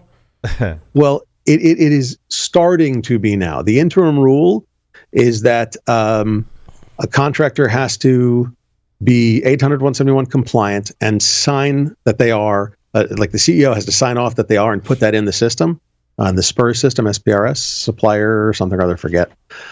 And so so that's like SOX, Sarbanes-Oxley, where the CEO and CFO actually have to sign off and they're liable. They're criminally liable if they're wrong. And this is the same idea. They're trying to make it. SOX is for financial records. Yeah. Yes, absolutely. But it's the same idea where somebody who's an officer of the company, you better sign and you're responsible and we're going to hold you criminally liable if you screw up, okay? But then they literally, for a while there, they literally didn't know what the passing score was. So like they knew the total number of points you could get, but nobody knew what a passing score was for a little while. So it was a little confusing. So we're going to see a big errors and omission go up for insurance for the CISOs now, and your personal liability insurance go up as a registered member on a board. Yeah, but it's a great point from both of you, right? Like, if I'm the CEO and I'm signing off on a score, does that mean that like I recognize this score and I'm disclosing everything? And even if there's fallout, you haven't defined what's passing, what's failing, and if there's fallout, I've like told you like either our security is on some level of being completely piss poor and non-existent to like the most super secure company in the world or anywhere in between. It doesn't matter. Like I've disclosed, here's where we're at and you're still doing business with me. So I'm dissolving my responsibility, right? I mean, it's not about like, it almost sounds like it's not about like what score I get. It's the fact that like I'm disclosing it. I'm of this security level. End of story. So much more complex than that because you've got the Safety Act, which says that if you use technology covered under the Safety Act, and it's an act of cyber warfare or cyber terrorism, your liability is capped. So what if you just bought all the technology that's registered under the Safety Act and you can get it skewed that the incident was a cyber warfare attack? Does it mean your liability is capped even to the government? Nobody really knows. What if it's not your fault? Like, what about in the terms of SBOM and supply chain? What if it's a transient? Like, what if I'm a contractor for the DoD? I do my due diligence, the software I produce, but I'm sourcing some hardware, maybe some software from someone else. Maybe, I mean, it could be multiple the transient dependencies go deep. Maybe that contractor has part, like they're producing part of the software, supplying it to me, but then the other part of their software is outsourced to somewhere else, and that software has been backdoored and it makes its way into me, and then I supply that to the U.S. government. Like remember, who's liable? The executive orders have already been put out that every contractor supplying software to the U.S. government has to not only have SBOMs, but it also has to be zero trust software. So that shouldn't be able to happen. I mean, come on. But what don't does you think mean, that our Zero contractors Trust do it perfectly? Software. Zero Trust is a process, not a software product. No. It's not a product. It's a way of building software. It is a way of building software products. You're absolutely correct. It's a process. It's a way of building authorization, authentication, and accountability, or counting, or whatever. But I inherently I have to trust the components within my software and hardware in order for it to operate. No, you don't. No, that's absolutely untrue. Look, can you take an operating system and determine that is a fully capable operating system, and still you know every possible output it can make? Yeah, when the NSA certifies an operating system, which they haven't done for a while, but when they do, they know every single thing that operating system can possibly do. I mean, do you know the reason that NASA still programs in Fortran? Because they know everything that sucker can do. Yeah, no, I agree, because it gets really complicated when you talk about hardware that has various software and firmware components in it, and then you have the kernel, and then you have kernel drivers, and then you have what we kind of deem as the operating system, which includes the kernel and drivers, but also other software and then applications on top of that. So when you're saying you're certifying the operating system and our software, that's a lot of components underneath the hood that you and Josh is drinking right from the bottle as I say that. Well, this is actually very concerning for me as we talk about national security, to validate all of those components. As I dig into these various components, and that could be like, you're troubleshooting something or reading an article or understanding how things are put together. Like more and more, I'm like, it is so distributed. Even if you talk about commercial software, like how Microsoft validates what drivers are being loaded has changed over time. When you look at when I troubleshoot my Linux computer, like the core Linux operating system, or kernel, I should say, benefits from some great security. You get into the drivers, and that's when you start talking to your hardcore Linux people. Like, I've spoken to some people that are way smarter than this than I am. Not to say much, but like, that's when it gets dicey. And I'm like, wait, that matches my experience. Like, holy crap. When you do a tech segment, the last tech segment you did, how many different sources did you go to find guides to build this, do that, code this, whatever, right? It was probably 5, 10, 20, 100. Yeah, you're right. It's like on average 6 to 12 different resources. Okay. That that's for a 1 hour tech segment on a show where you're doing one specific thing. And it changes all the time. It's a moving target, too, because, it's like, about the time you get it all evaluated, this company gets sold to that company, and that company gets adopted by this company, and then that piece of software has a new driver added because that's changed to version 2.75. It's not even that, man. Like, that library's changed. That's what I mean. That Ubuntu operating system has been upgraded, and the drivers that they've upgraded. And then, like, I've got stories flagged that I'm still digging into when we talk about firmware, how Linux implements firmware. And there's been some interesting. One article is kind of wonky, but I'm kind of starting to dig into like how, like, I'm doing updates on my system. It's like, you're updating Linux firmware. I'm like, hold on, what the fuck does that mean? What is in there? What does that mean? What does that? I don't. Is that? Are you taking the binary firmware for the devices? Is there open source firmware? What combination of each? And there's whole Linux. There's whole Linux distributions that use all open source components for all of the firmware and drivers. I'm like, whoa. Purism and things like that, Purism, right? Yeah, Purism's one of them, yeah. Do you remember when Travis Goodspeed, I don't know if it's a while ago now, but he actually got Linux to run on a hard drive. I don't mean on the platters of the hard drive in a computer. I mean on the actual microprocessor of of the hard drive. The computer that is your hard drive. Yeah. I'd be more impressed if he could have gotten Doom to run on it, but No, that's usually that's not a pregnancy test. It's a hard drive. Come on, get it right. So, sorry, I couldn't resist. I mean, the point is that the you have more capability in your smartwatch than the space shuttle had. By far. Okay. And so the amount of microprocessors that could be running firmware from God knows when, written by God knows who, with versions of, oh my God, are you joking? That's a technical term. Thank you.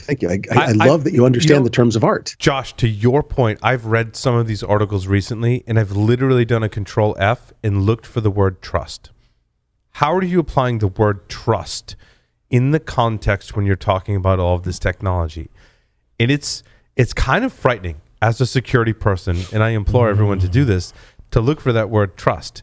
Because when you do, you dig right, you get right into the issue of, like, what do I trust? What should I trust? Why should I trust that? And how should I validate that trust model is really the crux of the issue here that we're talking about. And we can go all the way back to DoD contractors and supply chain, right? The crux of the issue is the what, when, where, how, who of the whole trust model. And Paul, I love that the motion was very telling. You said when you go right into trust, you didn't use the finger. You went for the whole fist. There's some trust there. Trust it, because, man, really you'll quick get question. screwed. Really quick question. Hands up anybody here on camera who is only using mechanical locks in their house. Wait, dude. No. What dude. other kind of locks are there other than mechanical? No, there's smart. There's locks. Smart locks. Smart locks. Does anybody there in studio use a smart lock? Tyler, do you use a smart lock anywhere? No. Mechanical locks, right? Really good ones too, I bet. A smart lock in my lab or on the front door of my house? Front door. No. Digital lock. My hand's not going up. Digital, yeah. I mean, A digital lock without a keyway that is not smart. 100%. smart would imply that there's... Oh, that's different. That's different. But you're talking about wireless technology versus not wireless technology. Yeah. Like Z-Wave or Zigbee built into the... Or Wi-Fi or... built into the Yeah, lock. so Tyler, to your point, there's a digital lock on the front door of your house, but does it have wireless capability? Not a chance. It has buttons. It's a key button. It's a key. Am I correct? Yeah. It's a digital key button. It's like the older school ones, but yeah. Yeah, but it doesn't have wireless technology. Nobody can hack it. No microcontrollers other than the programming on the backside that is manual, and there is no keyway. I have one lock that is wirelessly enabled, and I mean, to bypass that one, a swift kick could probably be. It's not about the lock. At that point, not about the lock. You throw a rock through the window next to the door, type of thing. I also have lots of cameras pointing at that particular door as well as a safeguard and security lights, and I lock my gate outside that door. So like you're gonna either have to make a lot of noise jumping the fence and or cutting that lock.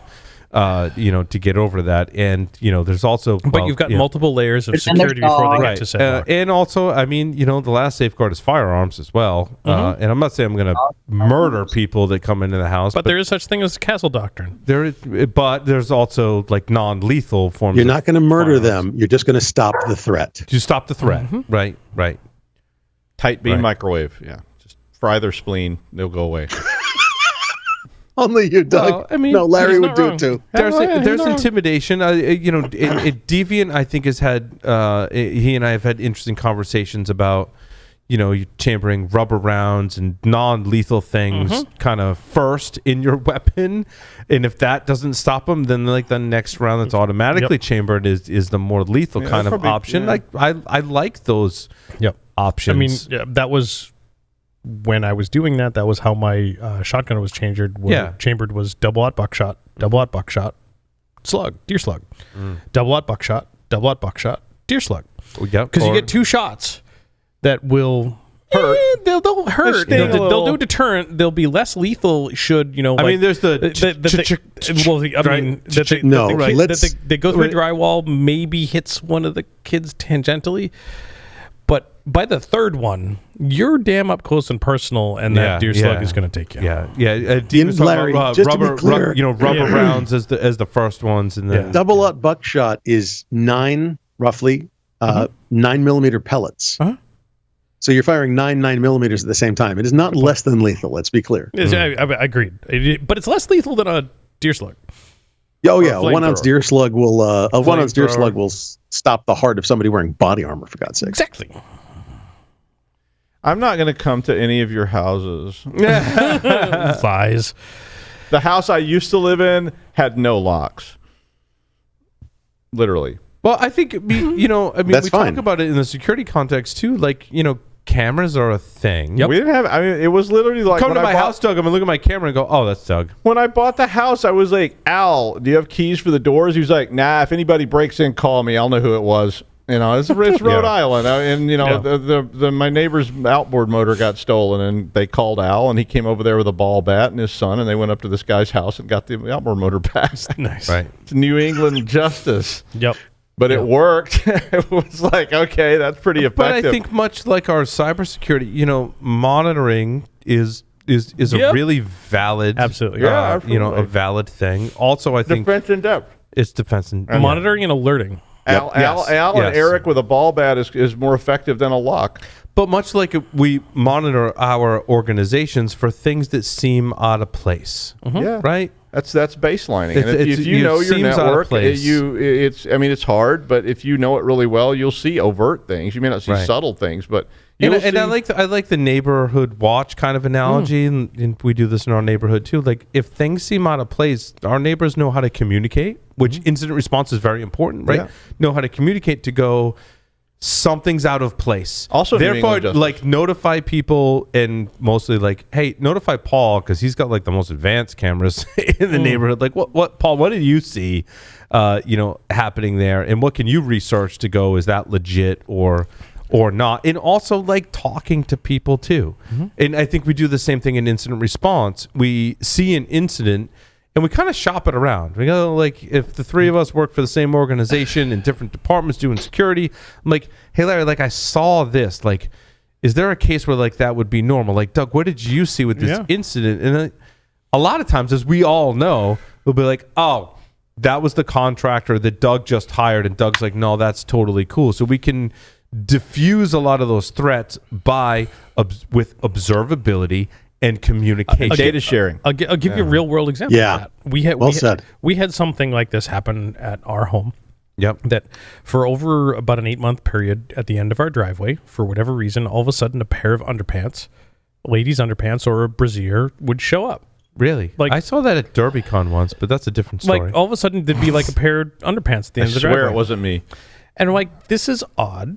And so you pick it up with a stick because there's random underwear on the side of the road, right? And it's in your driveway. And the first time was okay, fine. So you pick it up with a stick and you put it in the trash can. And then the second time it happens, like, well, that's odd. And then the third time, like, this is not a coincidence. I like how the thread is dirty underpants in your driveway. It is literally, I swear to God, dirty underpants, bras, you name it. For how long did this happen? Dirty Over about an 8-month period, we had about 6 pairs show up. And after the third pair, we put a camera. There's a camera there. We put a camera up. Yeah. And we reported this on the local after the third one. Sure. We put this on the local town Facebook group, and it got lots of coverage. I bet. And in fact, one of the Coverage of the reporters- uncovering. one of the reporters from the local town newspaper picked up on the Facebook story and put it in the local town paper. God, And you then- have a boring town. Yeah, Dude, not- we mine do. just- We do. There's undergarments in someone's driveway. That's headline news. And so one happened before the story went in the newspaper. And then the 5th one showed up, and I put it back on the town Facebook page. And by the way, we have a picture of the car on camera the second time, and they've been reported to the police for littering. And that's how Larry'sLingerie.com got started. But I only got 5 pair. But wait, you never figured out why this person was putting undergarments? I have my theories, which I will discuss off air. Oh, I can't wait to hear these theories. Oh, But- dear God. dear. All right.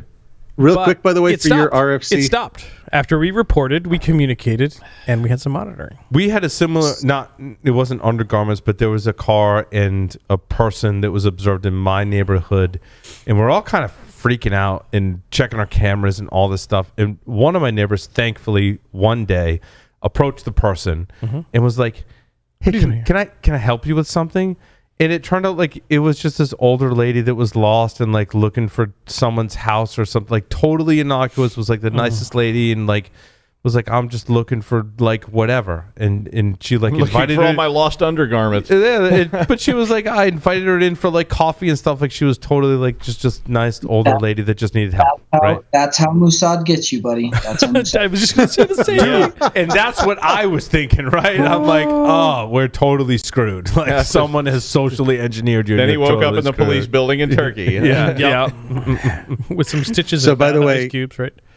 Casey John Ellis replied on Twitter, and he said about that that security.txt. Yeah. He said that he has a long and storied history with that project. The easy mode is policymaker.disclose.io, and it includes DNSsecuritytext.org as well. So it's not an RFC yet, but apparently they're doing one for DNS as well. It's awesome. Oh, yes. Excellent. Beautiful. It's really cool stuff. Actually, that's really neat. So, hey, I've got another story I want to cover real quick. Let's do it. Because what could possibly go wrong when we're talking about IoT? My story number 2. Good Lord, we've covered Star Wars and undergarments in your driveway. Yep. And That's like, so this particular is a tweet from Stefan Baral, and he's in an elevator, and he takes a picture and says, so I can scan the QR code, download the app, open the app, scan the QR code with the app to tell it what elevator I'm at, and then use it to call the elevator. operate this elevator from your smartphone. Or I can push the button. What could go wrong when they take the buttons out? Nothing could ever go wrong with that. No. What? But Holy crap. So, Can you use the app remotely? So Tyler, that's the question. And you start reading this Twitter thread, and it's like, oh yeah, no. So the app accesses your location, and if you're not in proximity to the elevator, it won't let you operate the elevator. And I'm like, well, just spoof the damn GPS, spoof the GPS, or use your Android device with an app that changes your location. Because then this will have all sorts of fun. Because effectively, if like you're on the 6th floor, instead of pressing the button that you want to go down, you just use the app and it tells you you're on the 6th floor and you want to go down. Mm-hmm. So you set your approximate height and your location, and then you keep calling the elevator to the 6th floor, and no one else can use it. Now we just need someone. Or alternatively, stick a bad QR code on there that drops malware onto everybody in the building. I like the word. I mean, Jesus. There's that. Yep. Tyler, what did you say? I said we just need someone that has access to the camera system in that elevator for some light testing. Yeah, that was also things that people said. We just need the camera access to the camera. What if the elevator has a debug mode and can go either between floors or all the way to the bottom or all the way to the top? I think more testing is required. But like, if you're gonna operate an elevator from your smartphone, does it give you the emergency stop button or emergency call button in the app, or is that still a physical button? Or is and that how many elevators? Wait! How many of you have gone in an elevator and your smartphone doesn't work well because you're effectively in a Faraday cage? What about the elevator phone that's supposed to be in every elevator? Oh, this is bad. Those phones is so good. Those phones are not there. I hate to tell you this. It's so good.